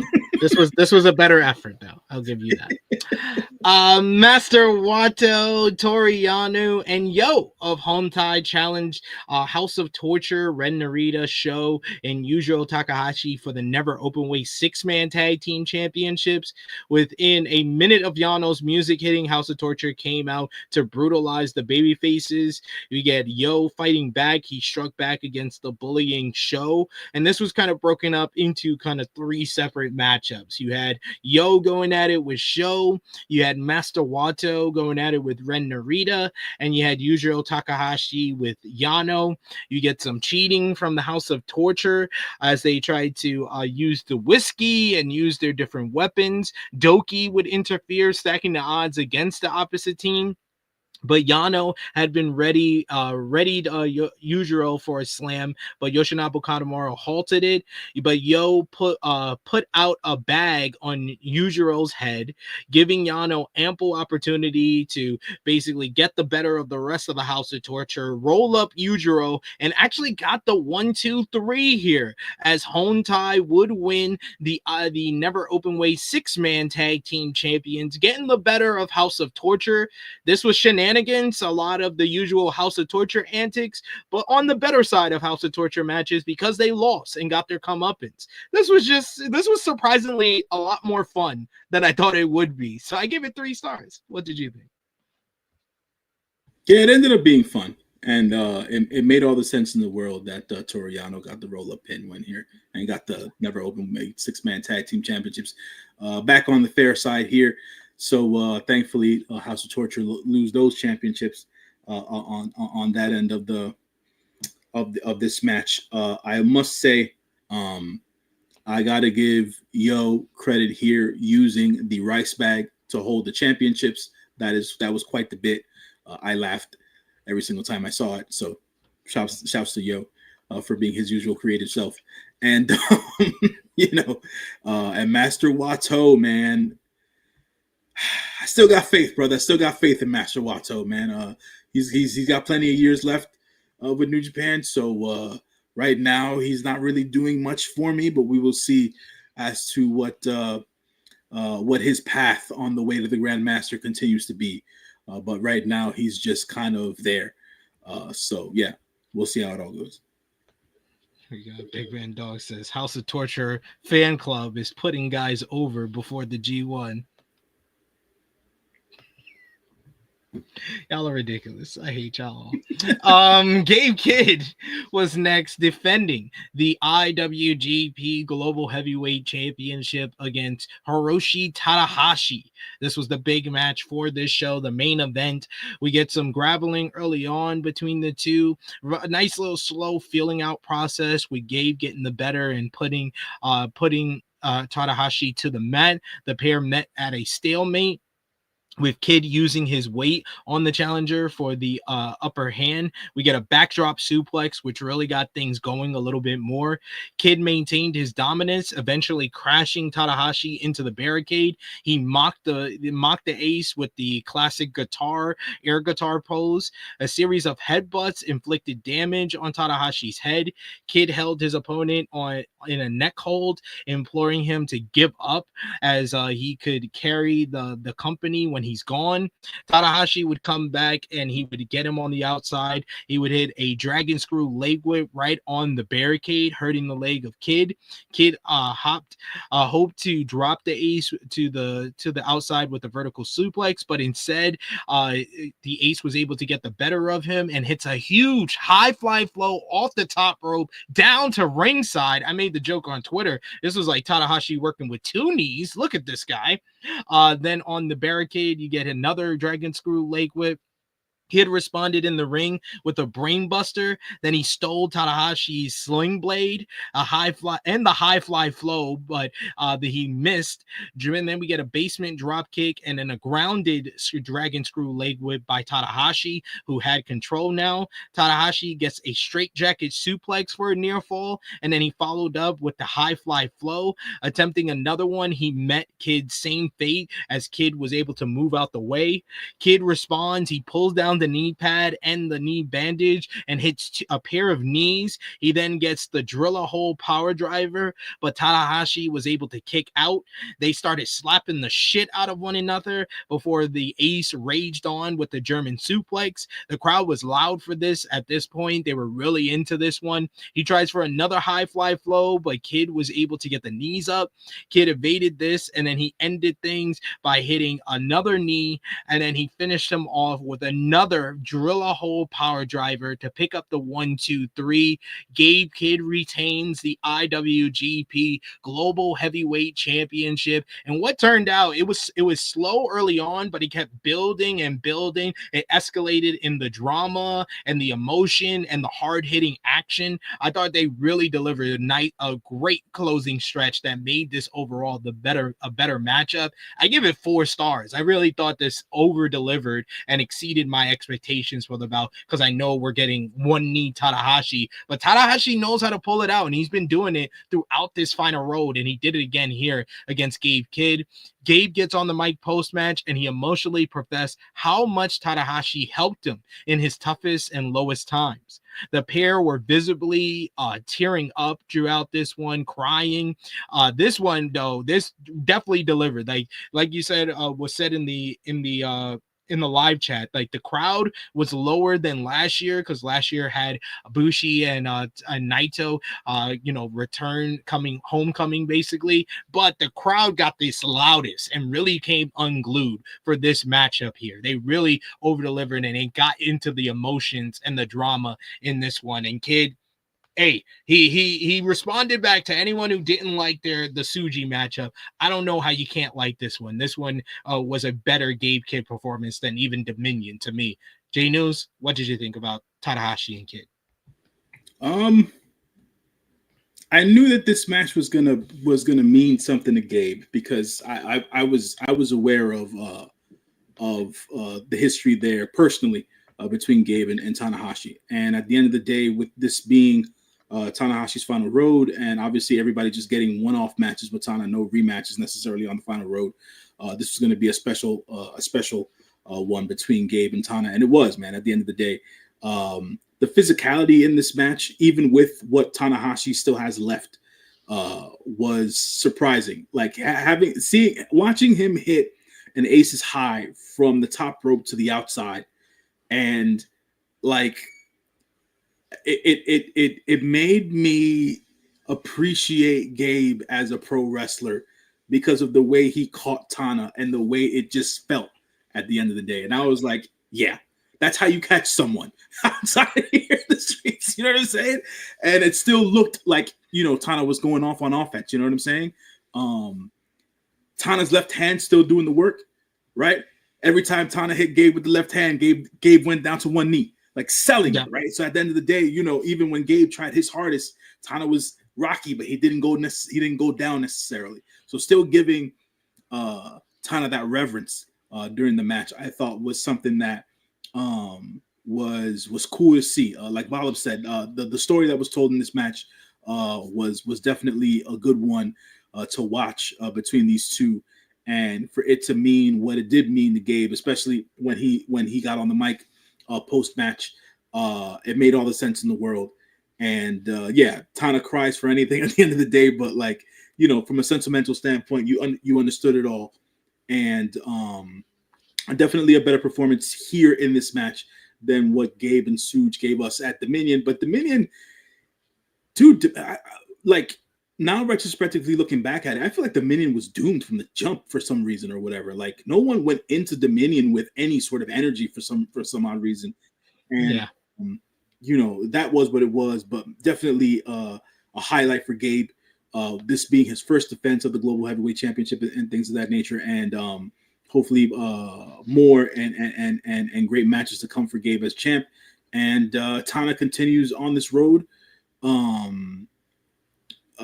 And not look as beat down as he has in recent memory in certain matches. So, definitely something that I'm gonna remember for a while, just because of what it meant to Gabe and how what Tana wanted to give to Gabe in this match, and he definitely gave to Gabe in this match. And shouts to both of those guys. They definitely delivered in the main event spot for sure. We got a super chat donation from our good brother Valab, who says, said it before, we'll say it again. This wasn't the best worked match, but it was a match worked to the best of its ability. A good storyteller. I thought the story was wonderful. The story was better than the in-ring action, and the selling was on point. And like that was the main part that drove it forward, and it had so emotions to it and drama to it. That's why I enjoyed this matchup so much. But that is the end of Soul Day 8. We got one more show to go, but let's put our thumbs in the middle for Soul Day 8 in 3, 2, 1. Thumbs up across the board from both of us. Yeah, Soul 8, Day 8, I will give it a solid 7 out of 10. What did you give it, J-Nose? Yeah, same. Solid 7 out of 10 at the end of the day. We were looking forward to the last 4 matches of the night. Definitely letting us know as to what the blocks were going to end up being. And then now going into night 9, we found out we were going to have to wait some more. Yeah. We wouldn't find out until after the show was over that we still had one more to fill. Exactly. 7 out of 10 for me. And match of the night, easy. It's Gabe and Tanahashi. Gabe versus Tanahashi, yeah, man. Second runner-up for me, surprisingly, but second runner-up for me was actually Chase Owens versus Yoshihashi, if I'm being fair. So fair. MVP for the show, I'm gonna give it to Gabe Kidd. I think he gained a lot from this win. Yeah. What Gabe was able to gain from this win, the post-match comments and stuff like that, cutting the promo and all that stuff, still being that cheerleader for New Japan that he is. It's necessary, it's needed, especially in the wake of what happened with Goto. So definitely give it to Gabe as well. Yeah. And then LVP for the show, when in doubt, House of Torture. Always and forever. Then we had day 9 of the Soul Tour, the finale of the Soul Tour, as it was another Young Lion battle on the kickoff. Zayn Jay versus Tatsuya Matsumoto. Jay had the leverage with his strength in a few leg holds. This was in Kurgan Hall, as I always say, the best place for New Japan Pro Wrestling. Whereas you had Matsumoto, who was cranking back back a couple of times in different leg holds. We get double wrist lock and arm bars by Zane J. He got the edge against the ropes, but Matsumoto would endure some forearms and he would bring back with some fire. Matsumoto pulled out a single leg Boston Crab at one point, and then pulled Jay in for a full Boston Crab. During this hold, though, Jay desperately crawled to the ropes, but the 10-minute time limit ran out, so it led to another draw between the two newest young lions. Like I said about the match on day 8, these guys just have the fire. This was a better crowd being in Kurgan Hall as well, even for the pre-show matchup. So I enjoyed this match even more than the day 8 matchup. So I gave this one 3.25 stars. What did you think? Oh no, I gave it 3.5 stars actually. What did you think about this one? Yeah, man. Look, this match was heavily concentrated on Zayn. Like previous night, it was Matsumoto on top in the sense of like he dominated the match more. In this particular match, it was more Zayn J.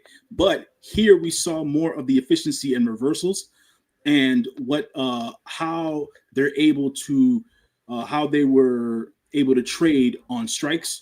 I don't think Zayn J's as stiff as he needs to be as of yet.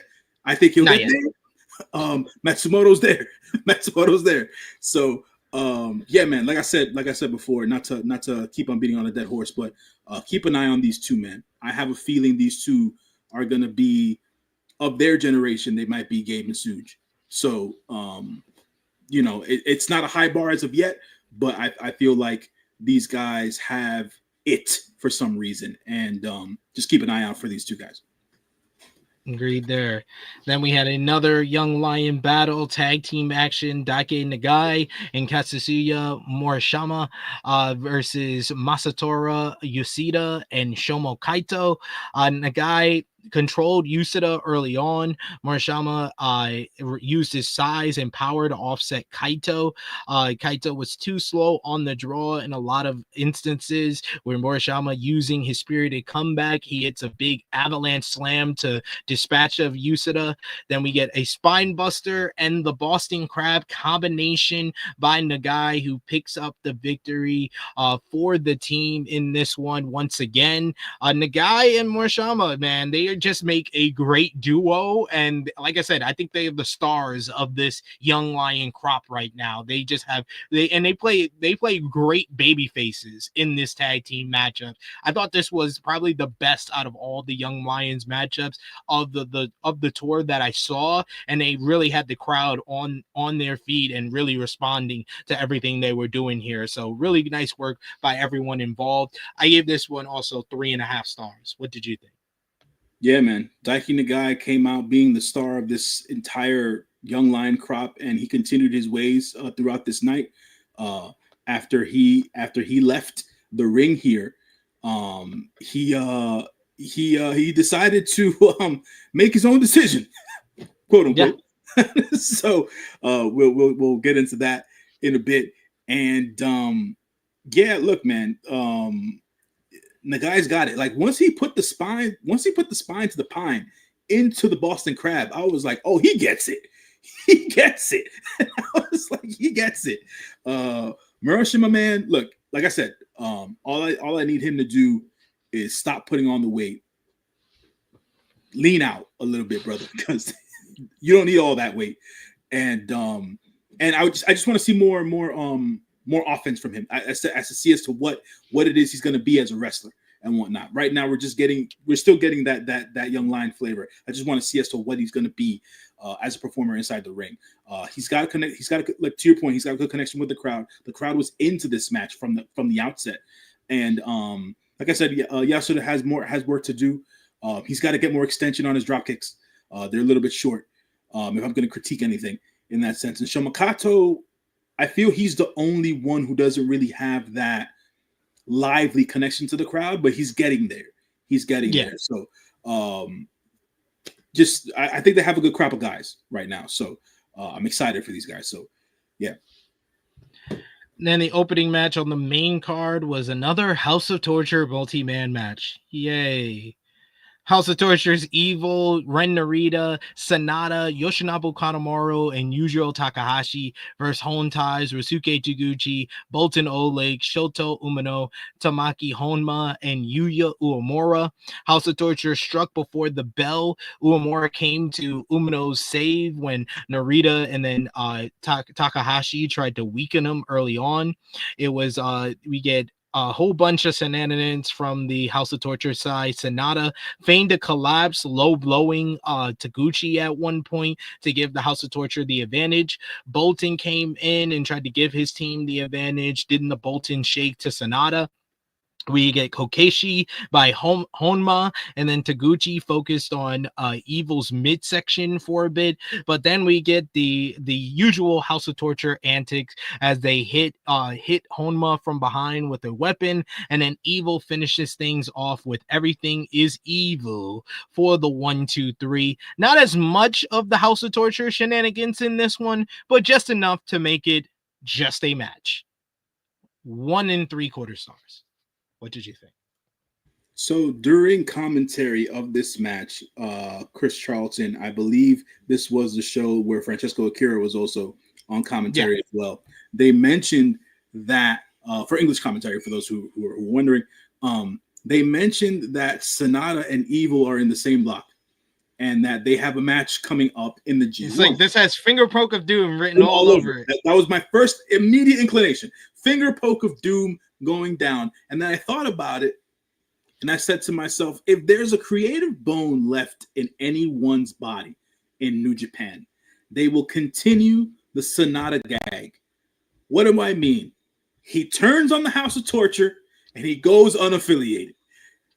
That's what I want to see. That's what I want to see. If we're doing this for all time's sake, right? And let's just say this was Sanada's grand plan all along, to finally get that singles match with Evil and stick it to Evil and get on out whatever way he wants. That's what I want to see at the end of the day, because I hate having to hate on Sanada at the end of the day. So that's where I'm at with it. But if they go Finger Poke of Doom, it's like, what are we doing? What are we doing, man? What are we doing? Like Yano.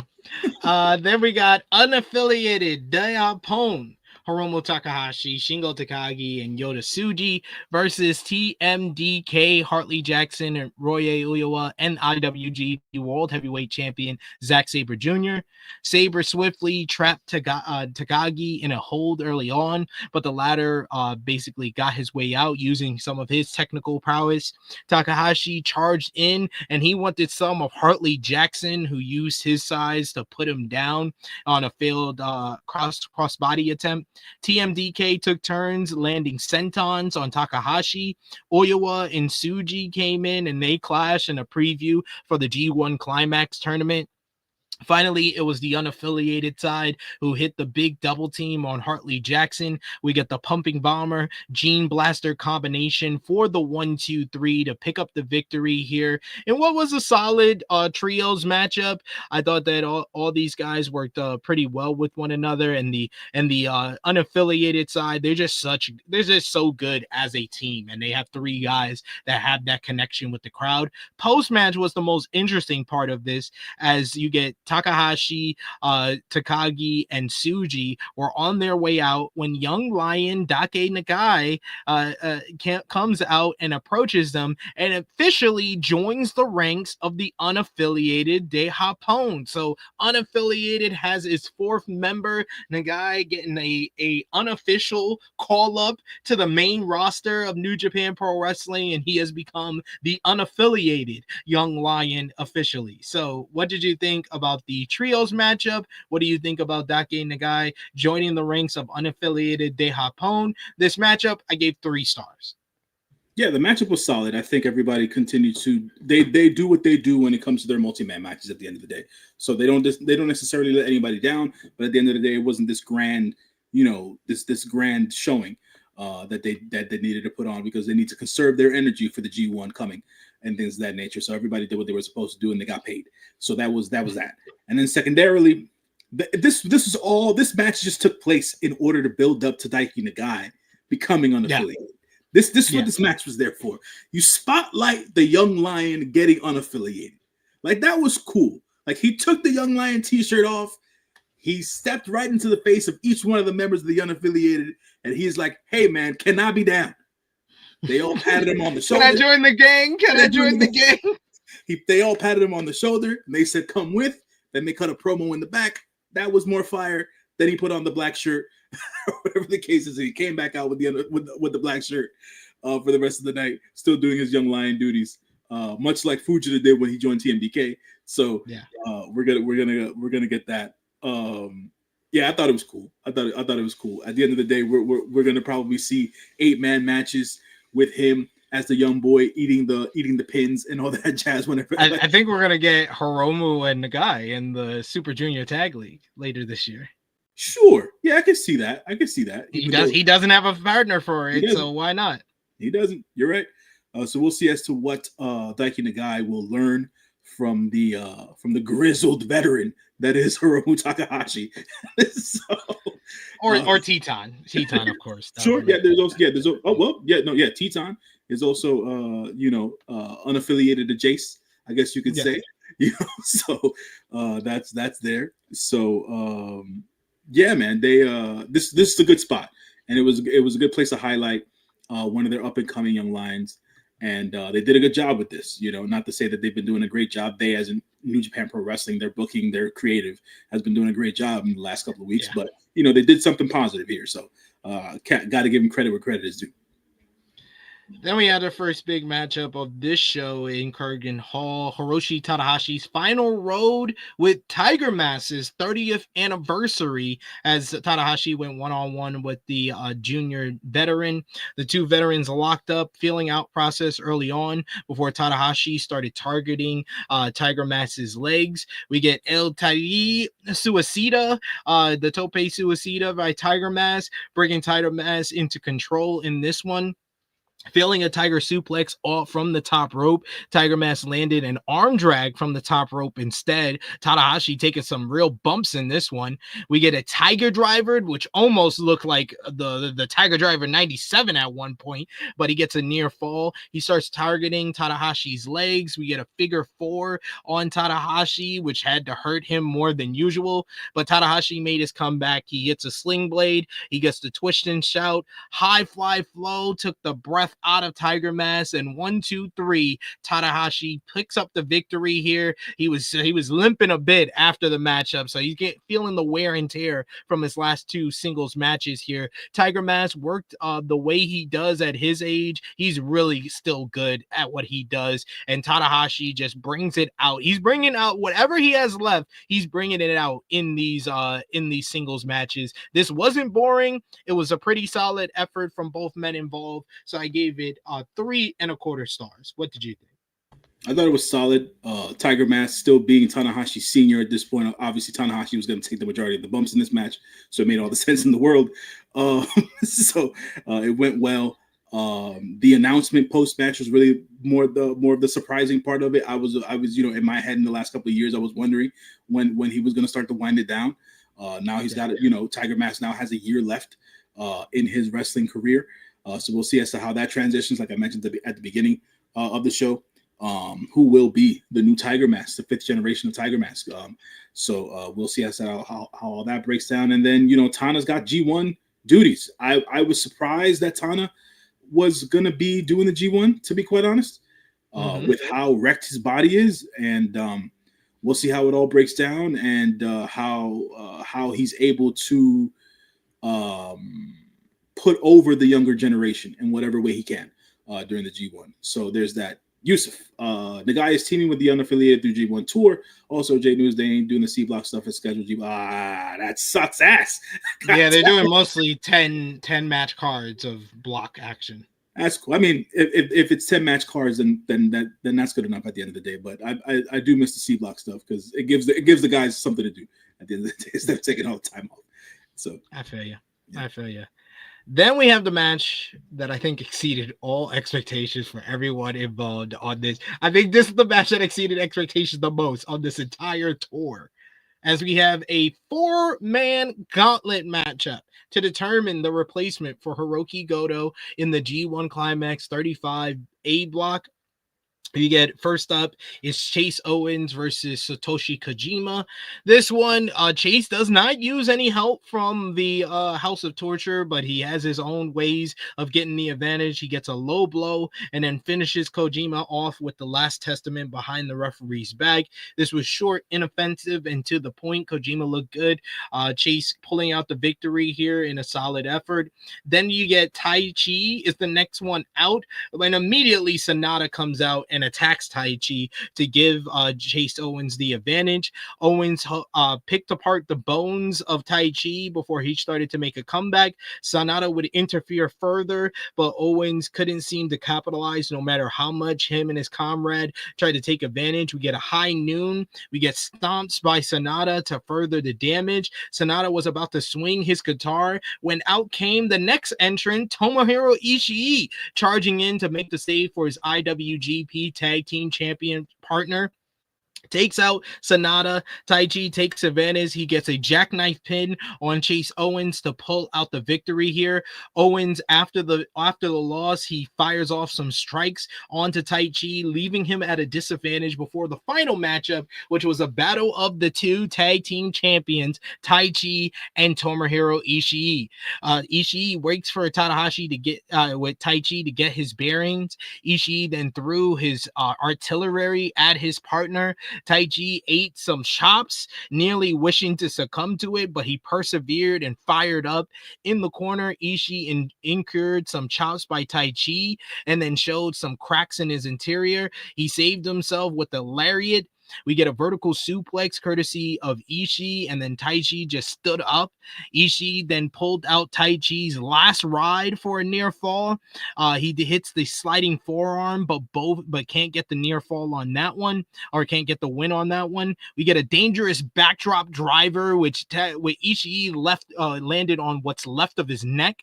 We get a thunderous power bomb by Tai Chi, which absolutely blew the roof off of Kurgan Hall when he hits that last ride power bomb and gets a near fall on that one. Then you want to hear an even bigger roar from this crowd. Tai Chi no sells a fucking power driver by Ishii, who never hits power drivers.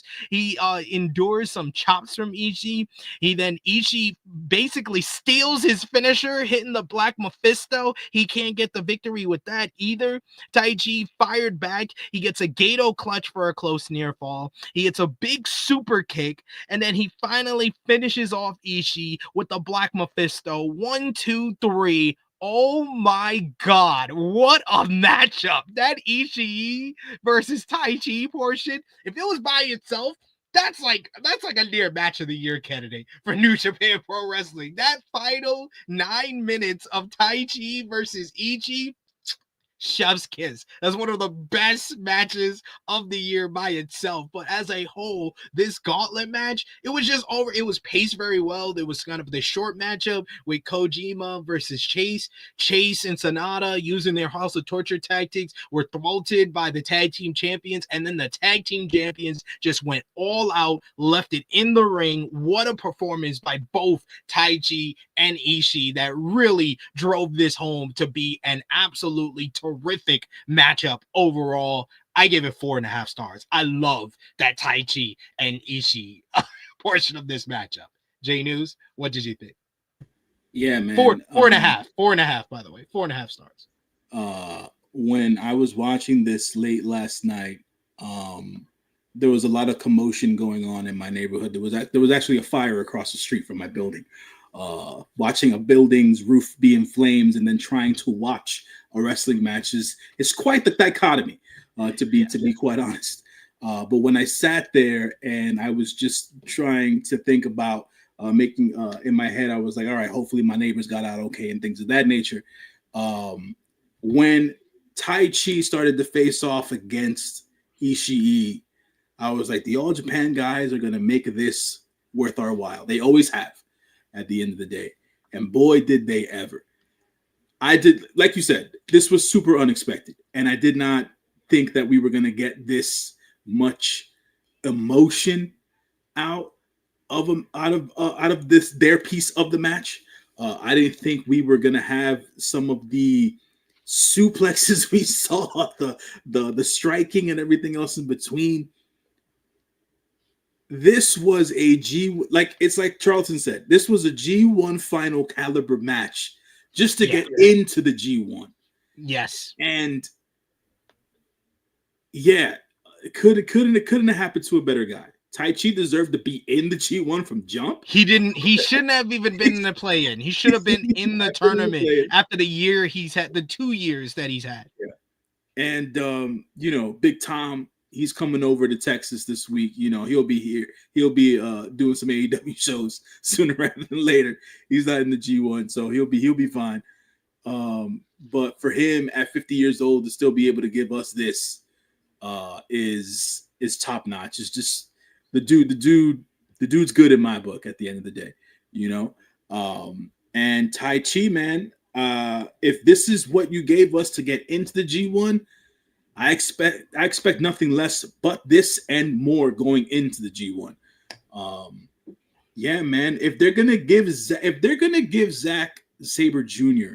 this heel run, why not make it something that is going to be at least carve a way for them to give us an emotionally relevant match between him and Tai Chi, where Tai Chi is all about Hantai. He's been wrecked by all this just for guys leaving him and all that stuff. Yeah. And to have Zack mistreat him at any point, right? Especially if he wants to be prickly. And Tai Chi then having a chip on his shoulder and wanting to get that match that we never got. We never got Tai Chi versus Zack for the IWGP World Heavyweight Championship. I think that would be a feel-good moment if they want to book it that way during this G1 and whatnot. Have it be a G1 final thing or whatever, because I don't know who the hell is winning the G1 at this point with what they've decided to do. This it's definitely a thing, man. It's definitely a thing. And Tai Chi is our emotional linchpin in the G1 right now. Him, Tanahashi, Gabe as well, I would say, for folks who are riding that wave. So definitely waiting to see as to what Tai Chi gives us during the G1, because this match was incredible, man. Shouts to both guys on this one. They over-delivered here, and we got a super chat donation from Ike May Beats showing some praise to both men. He says, first, here to give props to Ishii and Tai Chi. What a face-off, the emotion, the stiff shots, the last rides.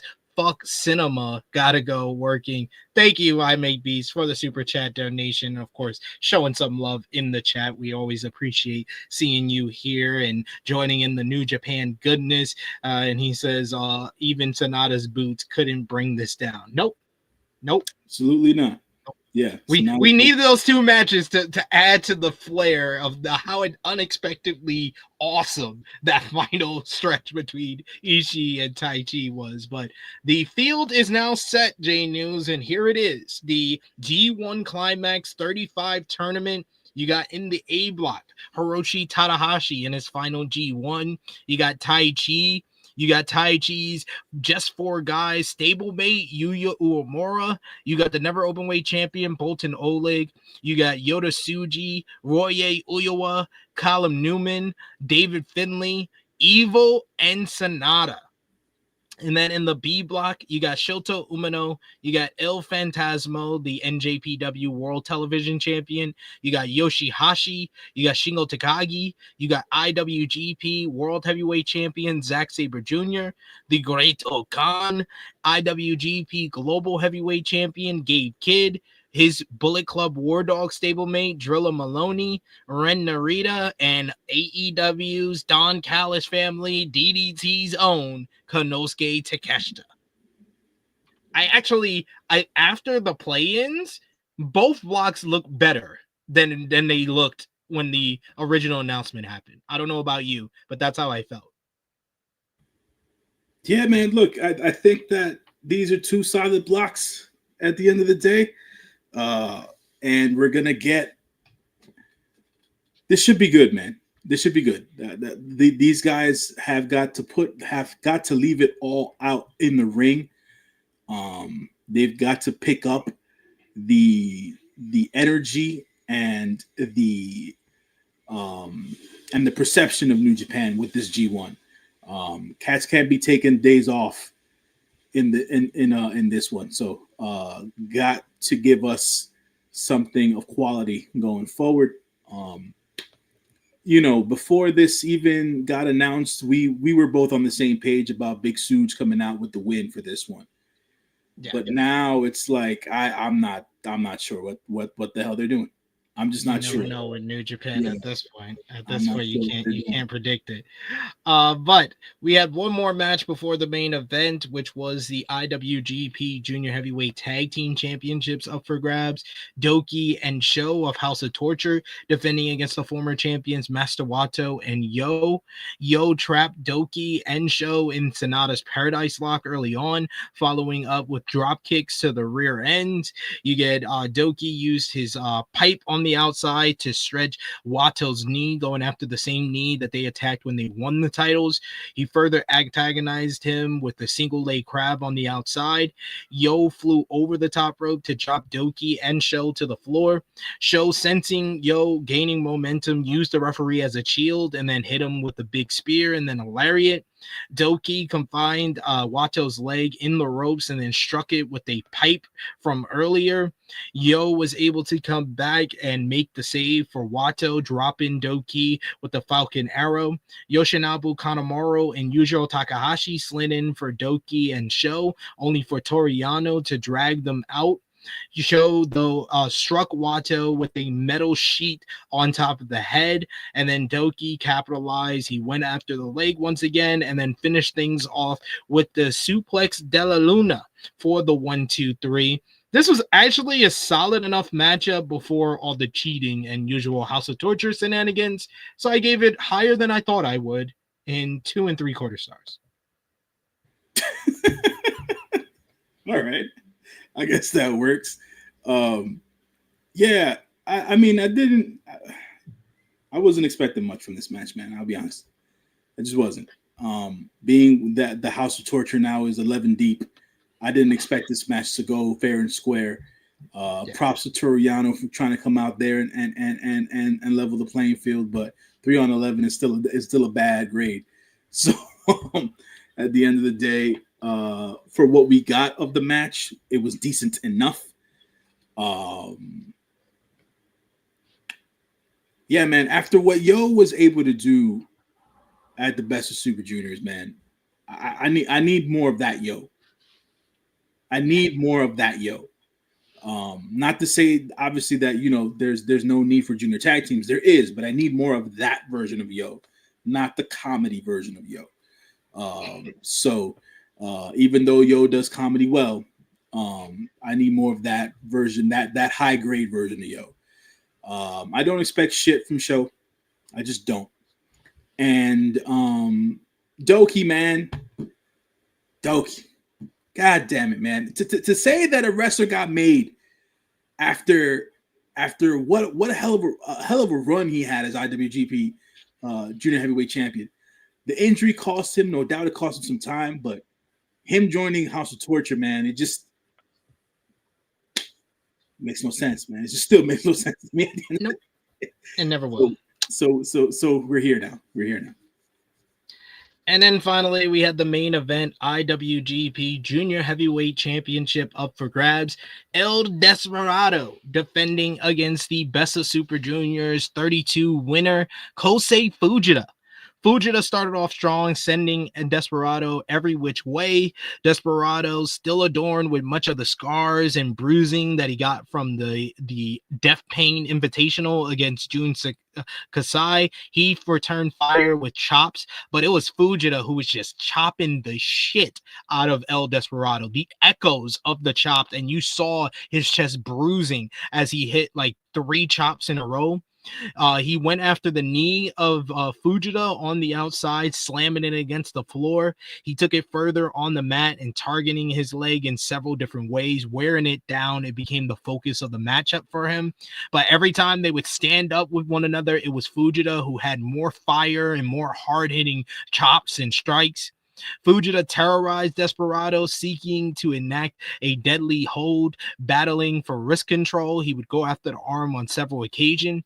The pair exchanged kicks and strikes, to which Fujita's tenacity won out every which way.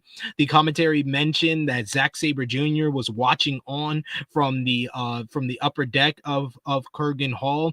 Fujita would reach into the Zack Sabre Jr. bag and go into his technical wrestling, pulled out a Kame special, but Desperado was able to counter that into a dragon screw. He hits one of the most ridiculous dragon screws at one point, where he catches Fujita in midair on a kick and then just dragon screws him down to the mat viciously. And then he went after the leg, going for numero dos on occasion after occasion. Fujita would get to the ropes. He would fight out of it in different ways. The final stretch was the last 8 minutes of just grapple exchange. You would get armbar into Kami special into the numero dos, until Desperado was able to get a gnarly version of numero dos that commentary Chris Charlton called numero tres, as he got the arms, the legs trapped and just bent down on the arm to the point that Fujita had no choice but to give up. What a matchup. This was just absolutely fantastic from both men. They delivered in this one. Fujita really showing that fire, that intensity, that tenacity that made him the Best of Super Juniors winner. But man, Desperado's having one of the best years in wrestling right now. Just the variety of different matches, and commentary went through it, how he was in more of like a lucha matchup with Templario. He had more of just trying to fight for the fighting spirit of Fujita in the first defense that he had in February, and then also against Akira. He has the death matches against Jun Kasai. He had a hardcore matchup against Clark Connors, trying to bring out more of that death match style from him. And then here with Fujita, was just a battle of fighting spirit, and then just became, like commentary mentioned, a Zack Sabre Jr. fest, where you had his former stablemate in Suzuki-gun outperforming his young boy in TMDK. And really, Fujita, though, my only nitpick to this one is that this felt like the right time for Fujita to win. Fujita had all the momentum in the world, coming off the Best of Super Juniors. You waited where he couldn't become the youngest champion ever, and I thought it was just for him. You have Desperado coming off of that ridiculous death match against Yu Kasai. This felt like the moment to put him over, but it feels like just yet another time of New Japan Pro Wrestling missing the perfect time to crown one of their young guys. They did it numerous times with Shota Umino, to the point that Shota Umino isn't even viewed in that status anymore. They did it with Yota Tsuji when he should have won at Dominion 2023 against Sonata, when he had that perfect reemergence in New Japan Pro Wrestling after Excursion. They've done it with Ren Narita, whether it be the TV title reign and all the stuff before he became part of House of Torture. Yuya Uemura, just recently at Dominion, he should have beat Hiroshi Tanahashi. It's like, how many times can you pass over on your young guys before the point of they are meeting the same fate as Shota Umino? You got to learn from your mistakes and crown them at the right time. And this just feels like another instant of them missing the boat on it. That's my only nitpick, but I absolutely enjoyed and loved this matchup. I give it 4.25 stars. Great match from both men. I wouldn't necessarily. I mean, you just went on this whole explanation. I don't think that that's a nitpick, brother. I think that that's how you feel. That's your opinion. That's how you think that they've positioned these young guys. And I'm with you, man. The first thing I thought when I saw the result of this match was, they're still making this kid wait. He just won the Best of Super Juniors. Yep. What the hell are we waiting for? Master Wando's another one. Master Wando should have won after he won Best of Super Juniors too. He's another one. But unfortunately he did get injured soon after that. But maybe we don't know if he would have got injured in the alternate timeline if he wins against Hiromu in 2023. So it's one of those where they're still putting the charge on their current generation, right? Not the newer generation, but their current generation. And the current generation right now isn't a lot of guys, if we're being honest, at the end of the day. So it's one of those things where it's you've got to work to make these younger guys, this newer generation. And how much further are we going to? Yeah, he's on 5. Yusuf's right. It's just, yeah, man. Like he came into this with all this momentum, and now you stall the momentum, and it's like, all right, now the G1's gonna happen. We're not gonna see Fujita for a month or whatever. So it's like, what are we doing here necessarily? And then this is a real nitpick. After the match was over, right? Because this was Fujita's shot at Despy after winning his Best of Super Junior the Best of Super Junior tournament. Why the hell was Fujita picking up the freaking trophy after he won? You lost, brother. That trophy's there now. You don't get to take that shit home no more.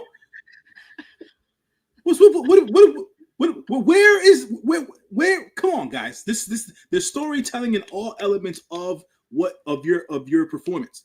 So it's like, nah, man, you lost, bro. You don't get to take the trophy home no more. It's over. It's over. You know what I'm saying? You don't get the rematch, man. You know what I'm saying? You have to work yourself back from the bottom again.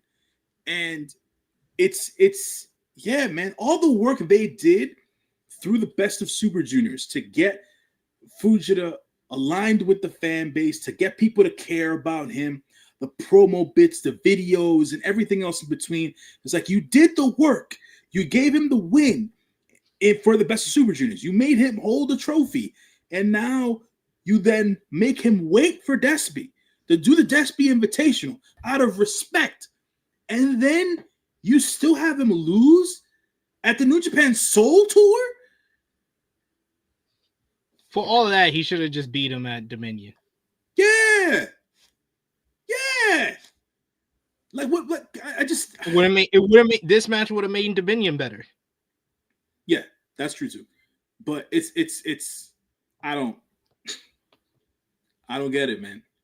I don't get it. It's one shitty decision after another.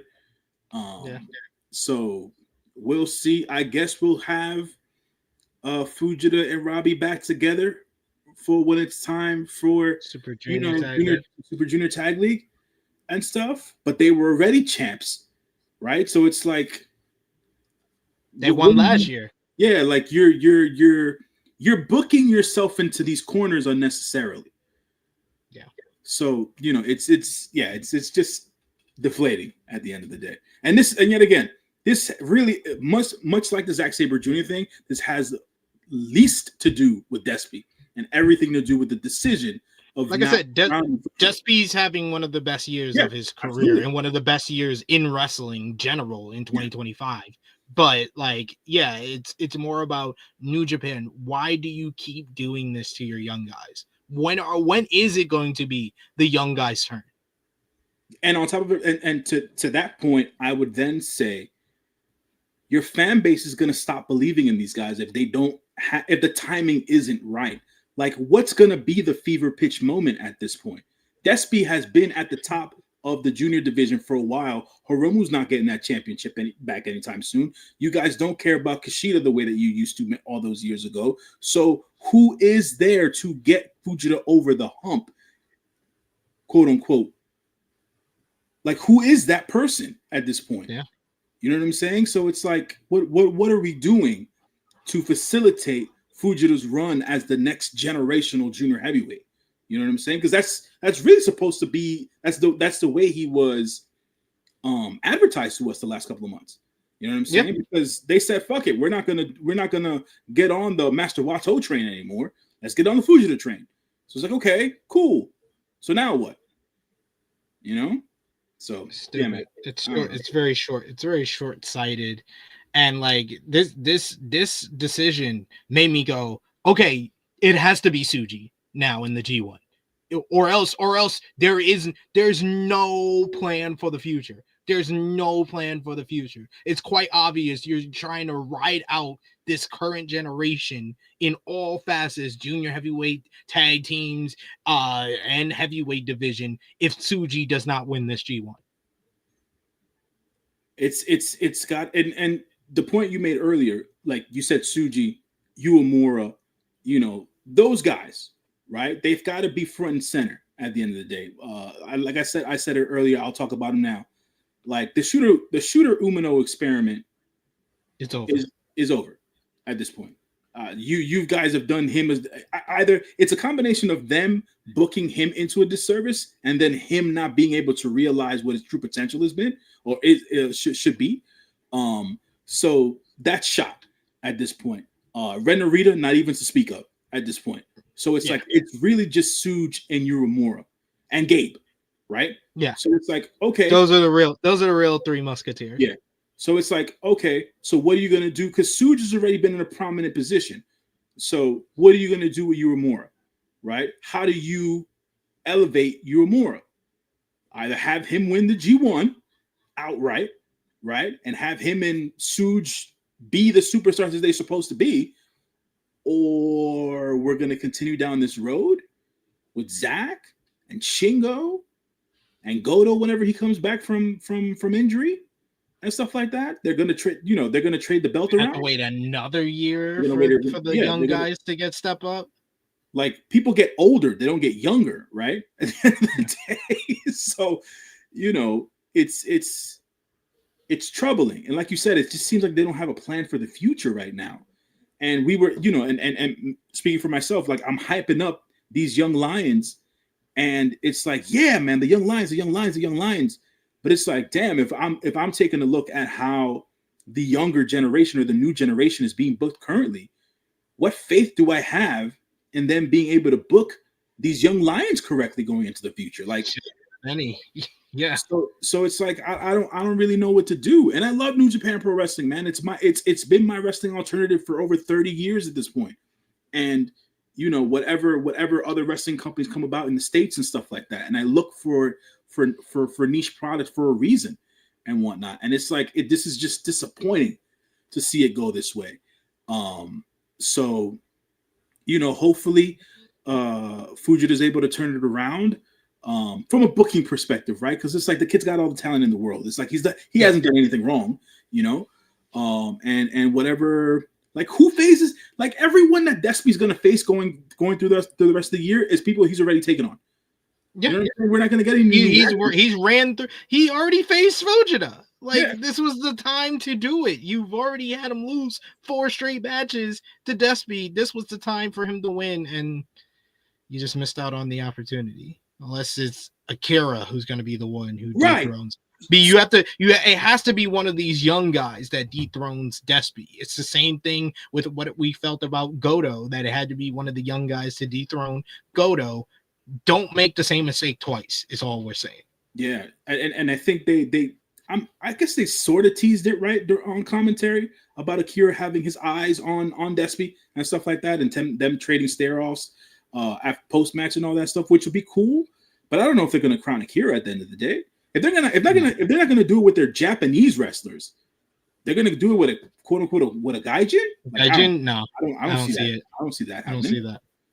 So, yeah, man. I don't know. We've came to the end of the Soul Tour review and day 9 for me, NJ News. Let's put our thumbs in the middle for day 9 of the Soul Tour in 3, 2, 1. Thumbs up across the board from both of us. This one here, I'm like between 7.5 and an 8. I want to go 8 because it had 2 legit great matches on the card. Like the Soul Day 8, I gave a 7 out of 10 because it had 1 great match, but this one had 2 legitimate great matches from New Japan Pro Wrestling. Plus the Kurgan Hall crowd. It was a shorter card. It was more. I'm gonna go with 8. I'm gonna go 8 out of 10. Jay News, what about you? That's where I was leaning towards. I was leaning towards 8. It's always great to see Kurgan Hall at a fever pitch, and what they were able to put on screen with Ishii and Taichi, Fujita, and Despi, and then the Young Lions just taking stuff by the freaking reins, man. Like those guys, they're hungry right now. So there's that portion of it. bits and pieces of other elements of storytelling here and there. Another month off for the juniors, so we won't see them for a while. So we'll see how that all goes. But definitely, I'll lean towards an 8 on this one, just because of the way the matches ended up. So yeah. And match of the night, I'm gonna go with the gauntlet matchup. I did not expect to say the gauntlet match, but their gauntlet match, especially Tai Chi versus Ishii, that's the match of the night. Yeah, man, that is the match of the night. Like that Tai Chi versus Ishii portion of it was definitely delivered. So I gotta give him there. MVP for the show, I'm gonna give it to El Desperado. He's had a great year, despite everything we said about the decision making. That's on Gato. Has nothing to do with, like you said, with El Desperado. So I'll give it to El Despi. MVP for me is Tai Chi, man. Tai Chi takes the MVP for me. That man was sweating buckets at the end of that match. He went to work, and he put us through an emotional roller coaster, man. Yeah, Tai Chi, Ishii, yeah. Those guys. LVP for the show and LVP for our review, Gato. Yeah. Gato, Dick Togo, you two sons of bitches need to go somewhere. Just not here with what's going on with New Japan. I don't know what this is about at the end of the day. Yeah. Yes. But we've made it to the end of our Seoul 2025 and Tanahashi Jam review. I want to thank you all for joining us live and being a part of the conversation in the live chat, and any of your super chat donations are always appreciated. And I appreciate y'all, if you're watching us on demand, for joining us for the start of All In Texas Week, where we have 8 straight days of content for you to enjoy starting here. And it continues on tomorrow. I'll be back live at 1:05 p.m. Eastern Time with Rated Raw reviewing tonight's Monday Night Raw ahead of Saturday night's main event and Evolution. And I want to thank J News also for joining me today, but won't be the last time you see J News this week. J News, let everybody know where they can follow you on social media and when they will see you again. You guys can follow me on the socials on the Twitter machine at John LYFNMG. You can follow me on Instagram _JONJY. You'll see me again here on True Heel Heat on Friday as we preview AEW's All In. That this weekend is jam-packed full of wrestling, unnecessarily, I'm going to say. But and that has nothing to do with AEW. So that's the only necessary. That's the only necessary one. Everything else is just it could have been moved. It could have been somewhere else. It is what it is at this point. And I know the plan is to do the review on Sunday. I'm not too sure I'll be able to watch All In live on Saturday though. So I will check in with USP3 to let you know as to how that all breaks down for me. Let me know, sir. Let me know. Would love to have you on. Like you said, I'll be here pretty much all week. We got Rated Raw review tomorrow. Join us live for that, 1:05 p.m. Eastern Time. We got Wednesday, our WWE Saturday night's main event, Evolution and Great American Bash preview. AE Ramble on Thursday. Our preview for All In Texas on Friday. The True Heel Heat flagship podcast on Saturday. Sunday, our All In Texas review. And next Monday, WWE Evolution and Saturday night's main event review. So hit the subscribe button, hit the bell to stay notified for all the great content here. Follow us on the Twitter machine at True Heel Heat, and of course patreon.com/True Heel Heat. We got plenty of additional content for this week. We got a GCW weekend preview. We'll have a Super Card of Honor preview as well, maybe a Super Card of Honor review the beginning of next week as well. So plenty of stuff for you to enjoy here from us at True Heel Heat. And check out all the great content we got on the channel right now, like True Heel Heat 336, our flagship podcast from this past Sunday. We appreciate y'all for joining us for that. And of course, check it out if you haven't already. And check out our True Heel Heat cut with our Triple H failed the New Day from Rated Raw review last week with me and Top Guy JJ talking all about the New Day losing the World Tag Team Championships. Our Mercedes Moné is is the most influential women's wrestler of the past decade. True Heel Heat cut from True Heel Heat 334. And of course, like I said, enjoy all of All In Texas Week. For J News, it is me, your True Heel Phenom SP3. This has been our NJPW Soul 2025 and Tanahashi Jam review. We are signing off until next time.